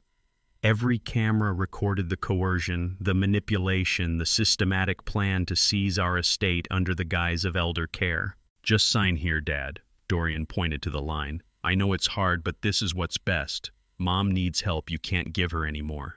My hand trembled, genuine emotion disguised as senile confusion. The pen hovered above the paper that would strip me of legal autonomy and give my son control over everything we'd built in 40 years of marriage. Dorian pulled out his phone, typed a quick message, then stood and walked to the window. He smiled at the car outside. "Everything is ready," he called toward the door. "Come in." Then to me, voice gentle as an executioner's, "Someone's here to help with the transition. Just finish signing Dad. Then we can all move forward together." I held the pen above the signature line while through the window, Adrian Mercer stepped out of the car carrying a mobile notary ledger. They hadn't just planned to get my signature. They brought their own corrupt witness to stamp the documents on the spot, legally sealing our financial death warrant before lunchtime. In Harlan's house next door, Conrad watched the live stream with his hand on his radio waiting for my signal. The cameras had captured everything. The facility placement, the house sale, the medical certificates, the coercion disguised as care. One more sentence, one more explicit threat, and Conrad could intervene with prosecutable evidence. But first I had to convince my son that the signature was coming, that the trap hadn't already been sprung. The pen touched paper, and I sat up straight in my armchair, spine aligned with the engineering precision I'd maintained for 60 years. And when I spoke, my voice carried none of the trembling confusion from 30 seconds before, just cold, controlled clarity. "I won't be signing that." I set the unsigned POA papers on the side table and looked directly at my son. "The entire conversation from the moment you entered this house has been recorded in high definition and live streamed to Harlan Frost's surveillance equipment next door, where Deputy Conrad Vale has been watching everything." Dorian's face went blank, the expression of someone whose brain was receiving information it couldn't process. "Dad, what are you're not—" "I'm not senile." I pointed to the bookshelf where a small camera lens reflected morning light. Camera 1 behind the encyclopedias, then to the mantel clock. Camera 2 in the mechanism housing, then to the picture frame. Camera 3 in the decorative frame, 3 angles, redundant audio, everything documented. Dorian turned toward the bookshelf camera, seeing the lens for the first time. His confident posture collapsed like a bridge losing its support cables. "I've never been senile," I continued with engineer's precision, "but you've spent 3 years making my wife seem that way with veterinary tranquilizers, and I have chemical proof. The ace-promazine you've been administering in that Navy thermos." I gestured to it sitting on the side table. "I tested samples, documented concentrations, photographed your pattern of visits, traced the timeline back to September 14th, 2022, when you sent the first real estate broker email the same day you scheduled your mother's first neurologist appointment." Dorian's hand reached for his phone. His fingers shook. "It's over, Dorian. You recorded me." His voice cracked. "You set this up, but you seemed—" "I spent 35 years inspecting structures for hidden failures. Did you really think I wouldn't notice the pattern in my own wife's decline?" He looked out the front window where a marked sheriff's vehicle was now visibly parked at the curb, Deputy Conrad's official presence removing any doubt about the trap's legitimacy. Then back at me with the expression of someone watching a bridge collapse in slow motion, understanding spreading across his face that the senile old man was a performance that I had orchestrated every element of this morning, that 3 years of planning had just detonated spectacularly. "Dad, listen to me." Desperation bled into his voice. "You don't understand. The debt, the pressure, I never meant for it to go this far. The Atlanta situation, I was going to pay everything back once. Once you'd sold our home and institutionalized your parents under fraudulent power of attorney, watching your son realize he's been caught in a trap you designed feels like watching a bridge fail under controlled demolition. You engineered every stress point, calculated every force, and now you witness the collapse you orchestrated happening exactly as planned, knowing the destruction was necessary but devastating nonetheless." Dorian's eyes darted around the room, searching for escape routes that didn't exist. "The guardianship papers are legitimate. Dr. Hayes certified based on symptoms caused by drugs you administered. That's fraud, not legitimate medical assessment." But Mom was confused. You saw it. Everyone saw it. Because you were poisoning her. The side door opened. Deputy Conrad Vale entered with professional calm hand near his service weapon, but not drawn. His presence filled the room with legal authority that made Dorian step backward involuntarily. Dorian Blackwell, Conrad said, voice level and official. I've been monitoring this conversation through legal surveillance. We need to have a discussion about elder abuse, fraud, and conspiracy. Harlan Frost followed Conrad inside, carrying a tablet showing the live stream recording, 3 camera angles displaying our conversation from multiple perspectives. Audio, crystal clear, timestamps running. Everything's here, Harlan said, showing the tablet screen. The coercion, the facility placement plan, the house sale scheme, the medical certificates, all documented. Dorian looked from Conrad to Harlan to me, trapped between law enforcement documented evidence and the father who'd engineered his exposure.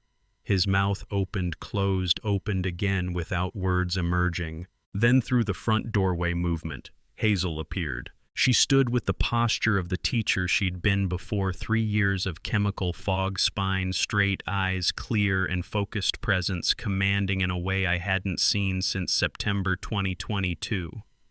She wore the blue cardigan I'd given her for Christmas 3 years ago, the one she'd forgotten existed until Tuesday when she'd found it in her closet while organizing with restored clarity. Mom? Dorian's voice came out barely above a whisper. You're awake. You're lucid. How are you? Because I haven't had your poison tea in 4 days. Hazel's voice carried the steady authority she'd once used managing a classroom of 30 children. Because your father saved me from what you were doing. The moment Dorian saw Hazel standing lucid in the doorway, the mother he'd spent 3 years destroying now restored and aware, I saw something break in him that had nothing to do with fear of arrest, and everything to do with the recognition that his crime had failed completely while costing him everything. I wasn't trying to hurt you, Dorian said, and the pathetic inadequacy of the words hung in the air like smoke. I just needed to handle the finances to protect you from what? Hazel stepped fully into the room.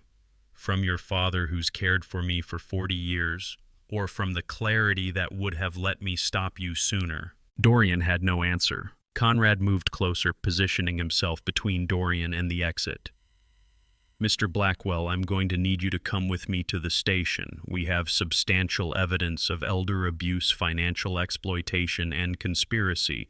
You have the right to remain silent. Through the front window, I saw Adrian Mercer still sitting in Dorian's car, watching the scene unfold with growing alarm as she realized her accomplice's arrest was happening, and she had no idea that Bliss had already copied every message they'd exchanged about dosages and timing. Dorian stood in the center of the living room where he'd served poison tea dozens of times, surrounded by his father's cold precision, his mother's restored clarity, Harlan's documented evidence, and Conrad's legal authority. The power had reversed so completely that he couldn't identify which betrayal to address. First the father who'd trapped him, the mother who'd survived him, or the reality that 3 years of systematic destruction had ended with him standing in handcuffs while his victims watched with perfect lucidity. I had engineered the perfect structural failure. Now came the hard part, watching my son collapse under the weight of his own crimes. 6 hours after Dorian's arrest, I sat in an interview room at Buncombe County Sheriff's Office watching Philip Thornton lay out legal documents with the systematic precision of someone building a case designed to be unbreakable, and realized that catching my son had been the dramatic part, proving it to a jury would be the engineering. Philip spread papers across the conference table in organized stacks. The prosecution needs independent corroboration from multiple sources. 1 witness can be impeached. 3 independent sources establishing the same facts become much harder to dismiss. He pulled the power of attorney document from the first stack, the one Dorian had tried to use that morning, now sealed in an evidence bag. This is what Dorian produced during the recorded confrontation. Philip opened a second folder containing the original contract he'd drafted 2 weeks prior. And this is the version I actually filed with the county clerk's office. He pointed to page 4, paragraph 7, where dense legal text included a clause I'd asked him to insert the day after discovering Dorian's briefcase documents. Any transfer of guardianship or power of attorney requires written consent from both surviving adult children, Philip read. Dorian never read that far. He saw power of attorney on the header and assumed it gave him unilateral control. So when he produced the POA this morning thinking it gave him control, he was attempting to enforce a legally void contract, which is fraud. Philip's satisfaction was visible. The cameras captured him trying to coerce you into signing a document he believed was valid but actually wasn't. That transforms psychological manipulation into documented legal fraud. The trap within the trap. I'd asked Philip to create a failsafe 2 weeks ago, knowing that even if the confrontation failed, even if the cameras malfunctioned, Dorian's plan would collapse the moment he tried to execute guardianship without Bliss's co-signature. Layer 1 documented, Philip said, making a note. Fraud attempt recorded and witnessed. Monday afternoon, we met in Philip's law office. Dove Sutton, 30, had divorced Dorian 2 years prior and kept every financial document that proved he was a liar. She entered carrying 3 accordion folders stuffed with bank statements, loan documents, and court filings. The Atlanta investment was supposed to be our future, Dove said, spreading papers across Philip's conference table. Commercial real estate development in Buckhead. Dorian convinced investors he had construction expertise, took out predatory loans for the build-out, and the project collapsed before we finished the first floor. Philip examined the financial records with practiced efficiency. These documents show the debt reached $2.3 million in September 2022. What happened that month in your marriage? Dove's laugh was bitter. Dorian started traveling to Asheville every weekend to help his mother. I thought he was being a good son, stepping up while his dad dealt with her decline. Now I know he was planning to steal his inheritance early. The timeline aligned perfectly. September 2022, Atlanta investment collapses. September 14th, 2022. Dorian contacts a real estate broker about the family home. Same day schedules Hazel's first neurologist appointment. Same month, first acepromazine purchase from the veterinary clinic. He didn't tell you about the Asheville trips, I asked. He said you needed help with your wife's memory problems. Dove met my eyes. He made it sound like a burden he was nobly shouldering. I encouraged him to go, to be supportive. I had no idea he was creating the very crisis he claimed to be helping with. Building a prosecution case against your son is like reverse engineering a structure you helped design, every load-bearing element, every stress point, every hidden weakness, and now you're methodically documenting them for people who will use that knowledge to demolish what you built. Layer 2 documented, Philip said. Financial motive established with precise timeline correlation. Tuesday morning, Kathleen Ramsey arrived. 45 chief veterinarian at Asheville Large Animal Clinic. She carried a laptop and wore the expression of someone who'd realized they'd been deceived. I pulled every acepromazine purchase record under the name Blackwell, Kathleen said, opening her laptop to show a spreadsheet. 3 years of systematic acquisition, every 6 weeks from September 2022 through October 2025. Philip studied the screen. What business name was used for these purchases? Blackwell Equestrian Farm. Kathleen's voice carried professional embarrassment. He presented as a legitimate horse breeder continuing a family operation. Showed me old farm registration documents, knew all the right terminology. I had no reason to suspect. The farm closed in 2014, I said quietly. My father ran it from 1987 until his health declined.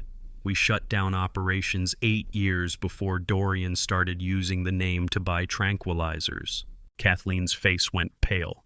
He used your family's defunct farm name to purchase controlled substances for 3 years, and I never verified the business was still active. You had no reason to doubt him, Philip said. He exploited your professional trust and his family's legitimate history. When Kathleen said Dorian had used my father's old farm name to buy horse tranquilizers for poisoning his mother, I felt a particular kind of grief, not just for what Dorian had done, but for how he'd weaponized our family's honest history, turning my father's legitimate business into a cover story for 3 years of systematic abuse. The quantities match your dosage calculations, Philip asked me. I pulled out my grid notebook with the chemical analysis and timeline documentation. Every 6-week purchase corresponds to the volume needed for twice-weekly dosing over that period. The pattern is exact. Kathleen closed her laptop. I've already provided copies to the district attorney. The purchase records, business registration fraud, controlled substance misrepresentation, it's multiple felonies before you even address what he did with the drugs. Layer 3 documented, Philip said, making another note. Method confirmed through systematic acquisition pattern and fraudulent business representation. Philip organized the evidence folders on his desk, 3 layers complete, 3 more to collect.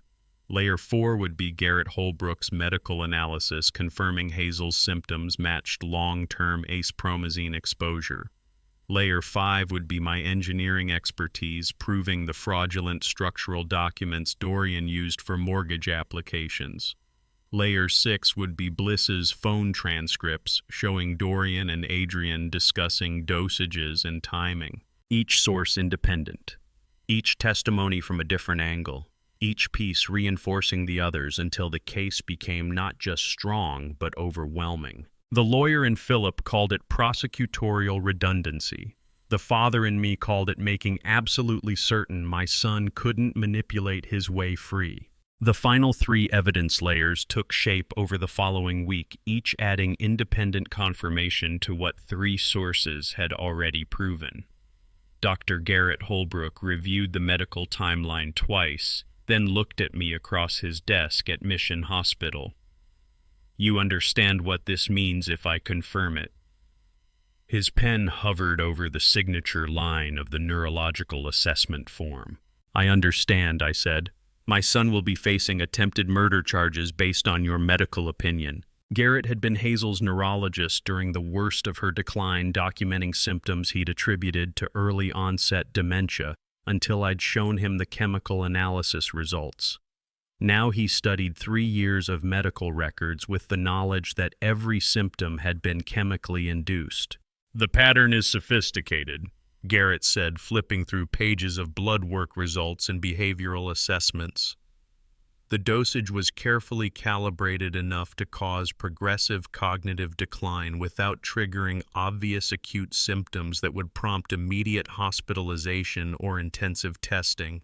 He pointed to a chart showing Hazel's symptom progression from September 2022 through October 2025. See how the decline was incremental, never dramatic enough to suggest poisoning, always gradual enough to mimic natural dementia progression. That takes knowledge. That takes planning. Medical planning, I said quietly. Someone consulted medical resources to determine the exact dosing schedule that would destroy cognitive function while avoiding detection. Garrett signed the neurological assessment with deliberate strokes. Symptoms consistent with chronic acepromazine administration. Pattern suggests deliberate incremental dosing over 6 to 8 week cycles designed to simulate progressive dementia. He sealed the report in an envelope and handed it to me.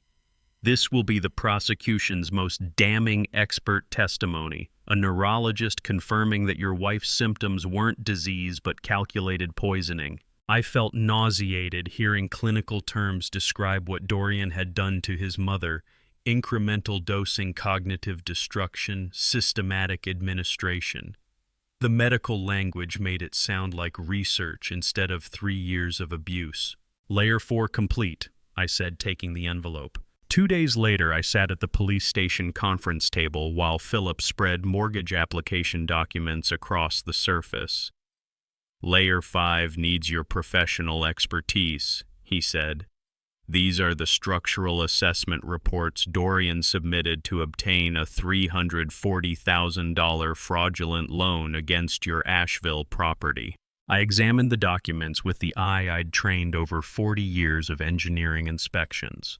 The reports claimed extensive foundation repairs and structural renovations, justifying a significant increase in property value.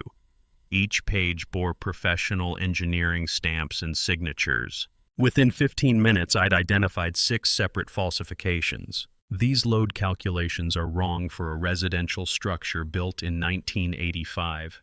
I explained to Philip, making notes in the margin. The beam specifications are impossible for this property's age. That grade of steel wasn't in common use until 2010. And these PE stamps, I pulled up North Carolina's professional engineering licensing database on my phone. 2 of these engineers don't exist in the state registry. The third retired in 2019 and hasn't signed documents since. Philip photographed each page as I documented the fraud. "Can you write a technical analysis explaining these falsifications in terms a jury would understand?" I started writing, and halfway through the first paragraph I paused. A memory surfaced, teaching 10-year-old Dorian about structural integrity using building blocks in our old Chicago apartment. I'd explained that engineering was about creating things that protected people, foundations that kept families safe. He'd been so engaged asking questions about stress and load distribution, and I'd thought maybe he'd follow me into the profession. The memory contrasted brutally with the fraudulent documents in front of me. Dorian had used engineering concepts not to build or protect, but to deceive and steal. My hand trembled as I continued writing the technical analysis proving my son's systematic fraud. "This is devastating," Philip said when I finished. "Using your own professional knowledge to prove your son's fraud." "Layer 5 complete," I said. Friday afternoon, Bliss arrived at the police station carrying a folder with the final piece. Phone transcripts subpoenaed from her cellular provider covering September through October 2025. "I accessed his cloud backup like you asked," Bliss said, her voice steady but her hands shaking slightly. "But Philip got a formal subpoena to make it legally admissible. These are certified transcripts of text exchanges between Dorian and Adrian Mercer." Philip opened the folder and began reading aloud. "October 8th, Adrian to Dorian. She's getting too confused, back off for 3 days. He turned to the next page. "Dorian's response, need her signature before month end, will reduce by half, not stop." The words landed like physical blows. They hadn't just been poisoning Hazel, they'd been monitoring her symptoms and adjusting dosages around a specific timeline to obtain legal signatures. "October 15th, Philip continued. "Adrian's sedative bottle running low, need refill before next weekend." When Bliss read Adrian's text about Hazel getting too confused and needing to back off for 3 days, I suddenly stood and walked to the police station window, unable to sit still. Philip and Bliss paused, giving me space. I stared at the November afternoon light, realizing Hazel had been treated like a chemistry experiment. Doses adjusted, symptoms monitored, poisoning calibrated like a science project. The clinical cruelty was somehow worse than rage-driven violence would have been. This was calculated, measured, deliberate. I returned to the table silently, but my face had changed. The last hope that maybe Dorian didn't fully understand what he was doing had died. Philip reviewed all 6 evidence folders spread across the table. POA fraud, debt documentation, veterinary records, neurological assessment, engineering analysis, phone transcripts. He looked at me with an expression mixing admiration and sorrow. "I've never seen a case with such complete evidence. Independent corroboration from 6 different sources, each proving a different element of the crime. This isn't just prosecutable, it's overwhelming." I didn't feel proud, just exhausted, hollowed out by what I'd proven about my own son. Philip organized the 6 evidence folders into a prosecution binder, each layer building an overwhelming case: fraud, theft, poisoning, conspiracy. He scheduled the preliminary hearing for November 18th. I drove home as evening fell, the engineering analysis folder on my passenger seat, my professional expertise now weaponized against my own son. I thought about the trial ahead, about testifying, about Dorian in an orange jumpsuit. Tomorrow I would talk to Hazel about everything we'd proven. Tonight I just needed to sit in the dark and breathe. The courthouse hallway bench was cold December morning light slanting through the high windows, and Dorian sat 15 feet away from me, close enough to speak, distant as a stranger. 6 weeks had passed since the preliminary hearing, where the presiding judge had reviewed the 6 evidence folders and bound the case over for trial. 6 weeks of depositions and plea negotiations, and Dorian refusing every deal the prosecutor offered. His attorney had advised him to accept 12 years. He'd chosen trial instead. I hadn't spoken to him since his arrest in October. Hadn't visited the detention center, hadn't answered his calls, hadn't responded when his public defender requested a family meeting. Hazel asked about him constantly from her room at the memory care facility, her recovery dramatic but incomplete. She remembered Dorian existed, but not what he'd done. The doctors said those memories might never return, trauma and chemical damage conspiring to erase 3 years of systematic abuse. Dorian looked thinner, gray jumpsuit instead of the tailored suits he'd worn to our Friday dinners. Hair longer, unkempt. 32 years old and facing 25 to life for attempted murder, fraud, and conspiracy. He stared at the marble floor between us like it held answers. "You want to know why?" His voice cut through the hallway silence, bitter and exhausted. "The real reason I stopped caring about this family." I didn't respond immediately. Prosecutors and defense attorneys moved past us carrying briefcases full of evidence I'd spent months assembling. Bliss had testified at the preliminary hearing about the text messages. Harlan had confirmed the POA fraud. Dr. Holbrook's neurological assessment had made 3 jurors cry during the evidence presentation. "I know the reasons," I said finally. "Greed, entitlement. Your mother is lying in a memory unit because you poisoned her for 3 years. 2 years ago I took a DNA test." Dorian's words landed like physical objects between us. "It said you weren't my father." The hallway noise faded to background static. Lawyers talking, footsteps echoing, the hum of the heating system. But all I heard was that single sentence repeating in my mind: DNA test, not my father 2 years ago. "Adrian convinced me to do it." Dorian continued, still staring at the floor. "She said it was for family health history research, one of those consumer DNA kits. I sent in a saliva sample and waited 6 weeks for results." He looked up at me then, and his eyes were hollow. 0% matched Dad. The report said 0% probability of paternity. You weren't my biological father, just some man who got stuck raising another guy's kid because Mom lied to you our whole lives. I felt the bench beneath me solid and cold. Felt the December light on my shoulders, felt my hands gripping the briefcase Philip had given me that morning. But the world had tilted sideways and I couldn't process what Dorian was saying. "Adrian showed me the results," Dorian said. "Professional lab letterhead, genetic markers, scientific proof that I wasn't your son, just some mistake Hazel made that you got stuck raising for 30 years. So you decided to destroy us because of a test." "I decided I owed you nothing," his voice cracked. "Why protect people who'd lied to me my whole life? Why feel guilty about taking money from a man who wasn't even my real father? Every family dinner felt like a performance. Every time you talked about legacy and responsibility, I wanted to laugh. You weren't my family. You were just people pretending." My hands went cold. 2 years of wondering why my son turned monstrous, and the answer was, Adrian didn't just steal Dorian's loyalty, she'd stolen his identity first. Made him believe he had no biological connection to the family he was destroying. gave him permission to commit atrocities by convincing him the victims weren't really his.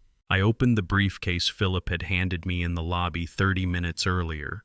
Inside was a manila folder with a single laboratory report. Court-ordered. Chain of custody documentation. Forensic-grade analysis completed during the criminal investigation. The prosecutor ordered a real DNA test, I said quietly.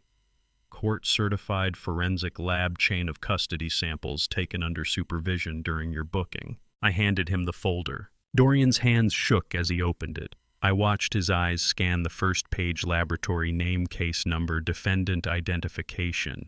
Then the second page where the genetic analysis began. Allele markers, probability calculations. The scientific language that would either confirm or destroy the lie Adrian had built. Probability of paternity 99.9%. Dorian read aloud, his voice barely audible. Genetic markers consistent across 15 loci. Vernon Blackwell is biologically confirmed as the father of Dorian Blackwell with certainty exceeding forensic standards. The folder slipped from his hands. Pages scattered across the marble floor between us, official laboratory letterheads mixing with genetic charts and examiner certifications. She lied to you, I said. Adrian made fake results to push you toward this. You were always my son. Dorian stared at the scattered pages like they were written in a language he'd forgotten how to read. His mouth opened, but no sound emerged. The foundation he'd built, his betrayal on the justification that had let him poison his mother and steal from his father, had just disintegrated into laboratory-certified proof of fraud. I thought, his voice broke, I thought I was getting revenge on people who lied to me. You were, I said, just not the people you thought. The lab report trembled in Dorian's hands as he gathered the pages from the floor. 32 years old. My biological son. Hazel's actual child. The poison was real. The fraud was real. And now there was no one left to blame but himself and the woman who'd manipulated him with fabricated DNA results. God, Dorian whispered. What did I do? What did I do to Mom? He pressed his palms against his eyes, shoulders shaking with silent sobs, the kind of crying that comes when you realize you've destroyed the only real thing you ever had. Down the hallway, a gray-haired woman in a crisp uniform opened the courtroom doors. State versus Blackwell, the bailiff called. All parties to courtroom 4. I stood, picked up my briefcase, and walked toward the doors where my son would sit in shackles, flanked by public defenders facing the family he'd poisoned while believing a lie. The trial would last 3 days, but the verdict was already written in 6 folders of evidence. Dorian's public defender spoke the words into the courtroom microphone. Your Honor, my client enters a plea of guilty to all charges. 3 days had passed since the hallway conversation where Dorian learned the DNA test was fake. The trial we'd prepared for wouldn't happen. The 6 evidence folders Philip had assembled sat unopened on the prosecution table. Judge Zelda Winters, a stern woman in her mid-50s with steel-gray hair and rimless glasses, presided over courtroom 3 with the quiet authority of someone who'd seen every variation of family tragedy. She looked at Dorian standing before the bench in his gray jumpsuit. Mr. Blackwell, you understand this plea waives your right to trial. Yes, Your Honor, Dorian said. And you enter this plea freely without coercion or promises beyond the sentencing recommendation. Yes. I sat in the gallery between Hazel and Bliss. Hazel had been brought from Maplewood for the sentencing wearing the blue dress I'd bought her last spring. She didn't fully understand why we were here. Her recovery had restored clarity in moments, but not the specific memories of what Dorian had done. Bliss squeezed my hand. She had driven straight down from Charlotte after taking an emergency leave from her firm to witness her own brother plead guilty to poisoning their mother. Judge Winters reviewed the plea agreement. The charges are elder abuse causing serious injury, fraud by false pretenses, obtaining property by false pretenses, conspiracy to commit fraud and forgery. The agreed recommendation is 8 years in the North Carolina Department of Corrections, followed by 3 years supervised probation. 8 years. Dorian would be 40 when released. I would be 73. Hazel would be 71 if her recovery continued, if the damage didn't accelerate into the dementia Dorian had tried to simulate. Mr. Blackwell, before I accept this plea and impose sentencing, do you wish to make a statement? Dorian shook his head. No, Your Honor. Judge Winters opened the presentence investigation report. The evidence showed Dorian hadn't acted from desperation, but from methodical greed, poisoning his mother to facilitate financial crime spanning 3 years. The systematic nature, calibrated dosing, fraudulent documents, engineered cognitive decline demonstrated sophisticated planning. 8 years in state custody, Judge Winters said. 3 years probation upon release. Full restitution in the amount of $574,000 to be paid to Vernon Blackwell, Hazel Blackwell, and Mountain Trust Mortgage as jointly determined by the court. I accept the sentence, Dorian said, barely audible. I watched my son stand to receive sentencing and thought, this is what winning looks like. Your child in handcuffs, justice served like a death certificate, 8 years that can't undo one poisoned morning. The engineering precision I'd used to document his crimes had worked exactly as designed, and the victory felt like grief with a gavel. Judge Winters turned to the second defendant. Adrian Mercer sat at the adjacent defense table, her expression carefully neutral. She wore a charcoal suit, looking nothing like the confident woman who'd smiled at me during those Friday dinners. Ms. Mercer, Judge Winters said, you've also entered a guilty plea to conspiracy to commit fraud and obtaining property by false pretenses. But I want to address a specific element of your conduct that the presentence report highlights. She opened a different folder. Your creation of false DNA results to manipulate Mr. Blackwell represents a particularly cynical form of psychological abuse, the judge continued. You didn't just participate in financial fraud, you engineered a psychological weapon designed to sever a father-son bond, to make Mr. Blackwell believe he had no family obligation, no moral constraint against destroying the people who raised him. Adrian started to speak. I didn't know he would. The court is not interested in retrospective denials. Judge Winters cut her off. 4 years North Carolina Department of Corrections, 2 years supervised probation, joint and several liability for restitution, bailiff remand both defendants. The bailiff stepped forward, but I stood. Your Honor, may I address the court? Judge Winters nodded. Mr. Blackwell, you may speak. I'd prepared these words over the past 3 days, writing them at my kitchen table while rain fell on Asheville. Philip had reviewed the legal structure. Bliss had helped me work through the emotional reasoning.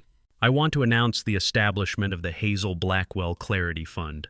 Using all restitution payments and my final engineering savings, approximately $914,000 total, to provide free legal and medical assistance to elder abuse victims in Buncombe County.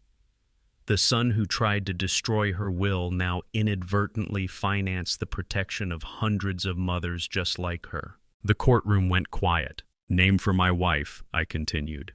The fund will offer legal aid, case investigation support, and protective services to families facing the kind of systematic abuse my wife endured, so the money stolen from Hazel becomes protection for others. Judge Winters looked at me for a long moment. The court commends this action, Mr. Blackwell.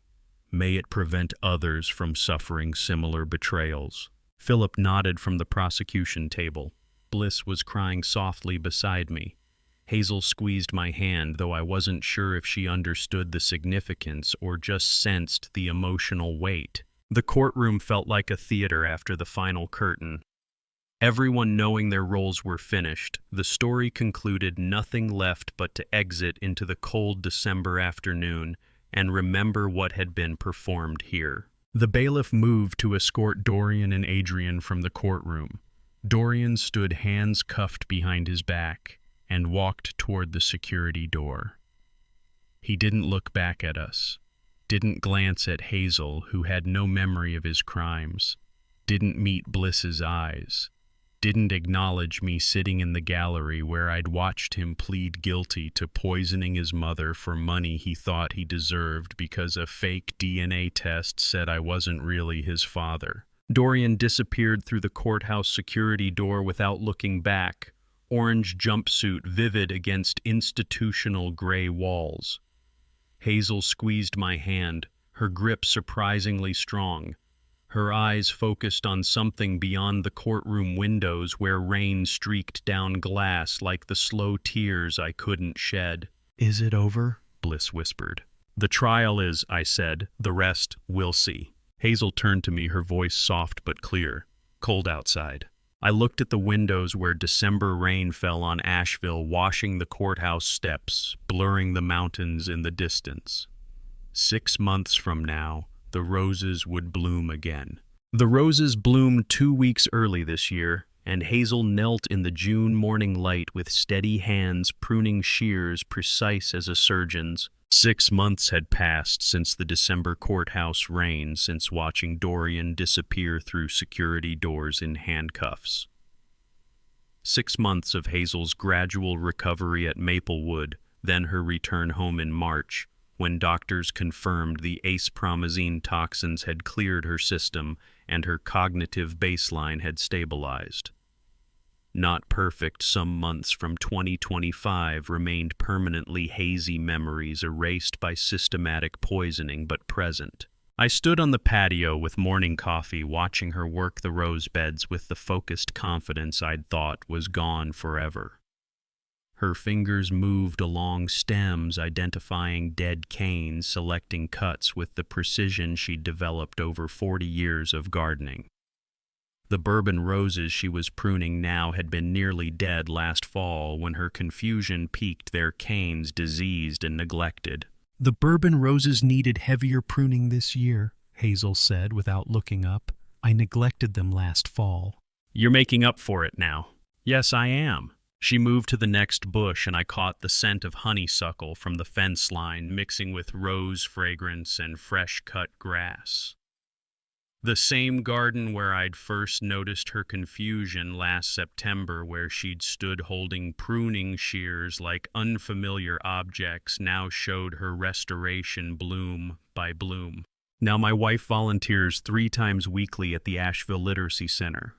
Harlan Frost, the volunteer coordinator who had first alerted me to the danger next door, now schedules her for Tuesday and Thursday morning reading sessions and Friday garden maintenance.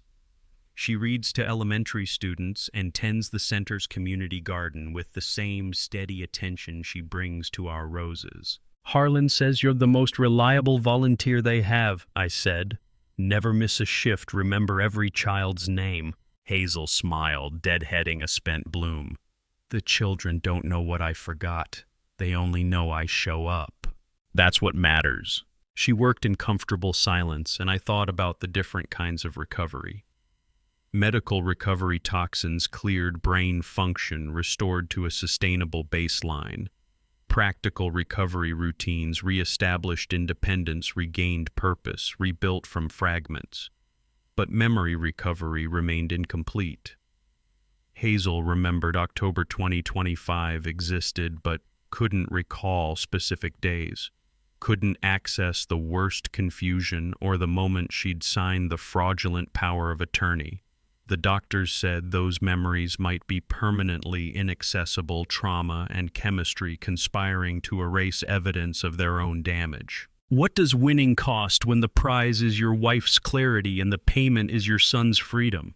I didn't know the answer, only that I'd made the trade and had to live with both halves of the equation. Hazel restored garden-blooming literacy center children, calling her Miss Hazel. Dorian in Polk Correctional Institution, serving year 1 of 8, learning what 8 years away from everything costs. Bliss set down her cup and looked at me. Visiting hours are Sunday afternoons, 2 to 4. I knew what she meant. I hadn't visited Dorian since his sentencing in December, hadn't written, Hadn't responded to the single letter he'd sent in February that remained unopened in my desk drawer. "I can't face him yet," I said. "Mom went to see him in March," Bliss said quietly. "Didn't she tell you?"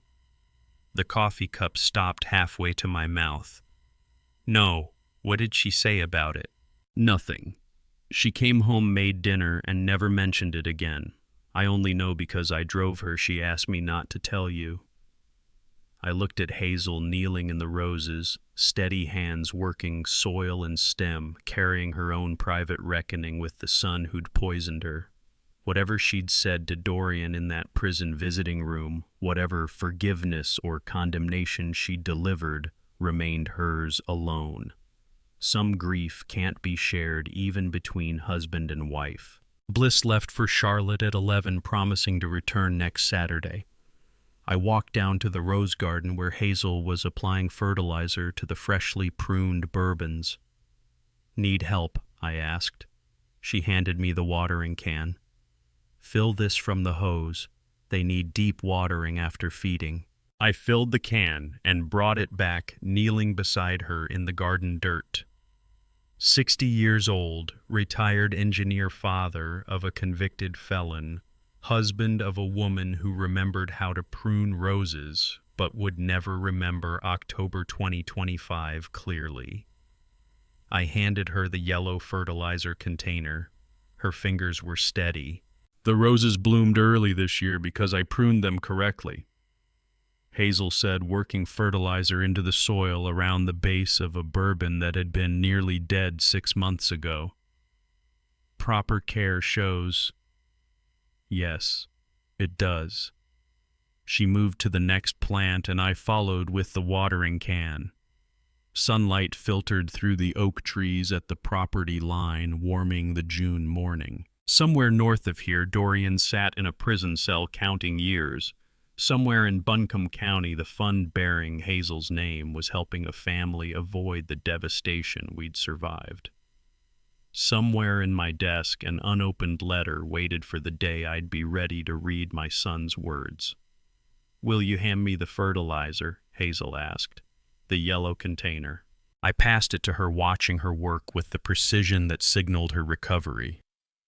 Looking back at everything, the poison, the trial, our son in Polk Correctional, and the fund bearing Hazel's name, I realized that the roses don't care about justice. They only respond to care. The roses don't care about justice. They only respond to care, blooming silently under the June sun while we begin the long, quiet process of rebuilding our lives from the foundations up. And to you listening to my story, remember, this family betrayal revenge isn't about destroying someone. It's about protecting those who can't protect themselves. Looking back, I wish I'd trusted my instincts sooner.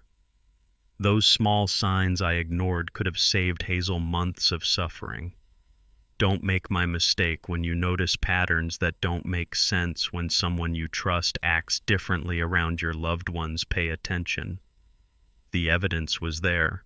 I just didn't want to believe my own son could betray his mother this way. If you're reading family Reddit stories looking for validation or wondering if your own suspicions about family betrayal revenge are justified, you're not crazy. Document everything. Build your case quietly. Protect the vulnerable first, confront later. I learned that through this family betrayal revenge situation. I believe God allowed me to find that acepromazine bottle at exactly the right time, not too early when I had no proof, not too late when Hazel's damage might have been permanent. These family Reddit stories we share aren't just entertainment, they're warnings, lessons, and permission to act. What would you have done in my situation? Leave a comment below and share your thoughts on this story. If you know someone dealing with elder abuse or family manipulation, please share this video. Subscribe to dadsilentrevenge for more family Reddit stories about standing up for what's right even when it costs everything. Your support helps these stories reach people who need them. Thank you for staying until the very end. As a reminder, some details in this story have been fictionalized for privacy and storytelling purposes, but the core message about protecting vulnerable family members and trusting your instincts remains real and important.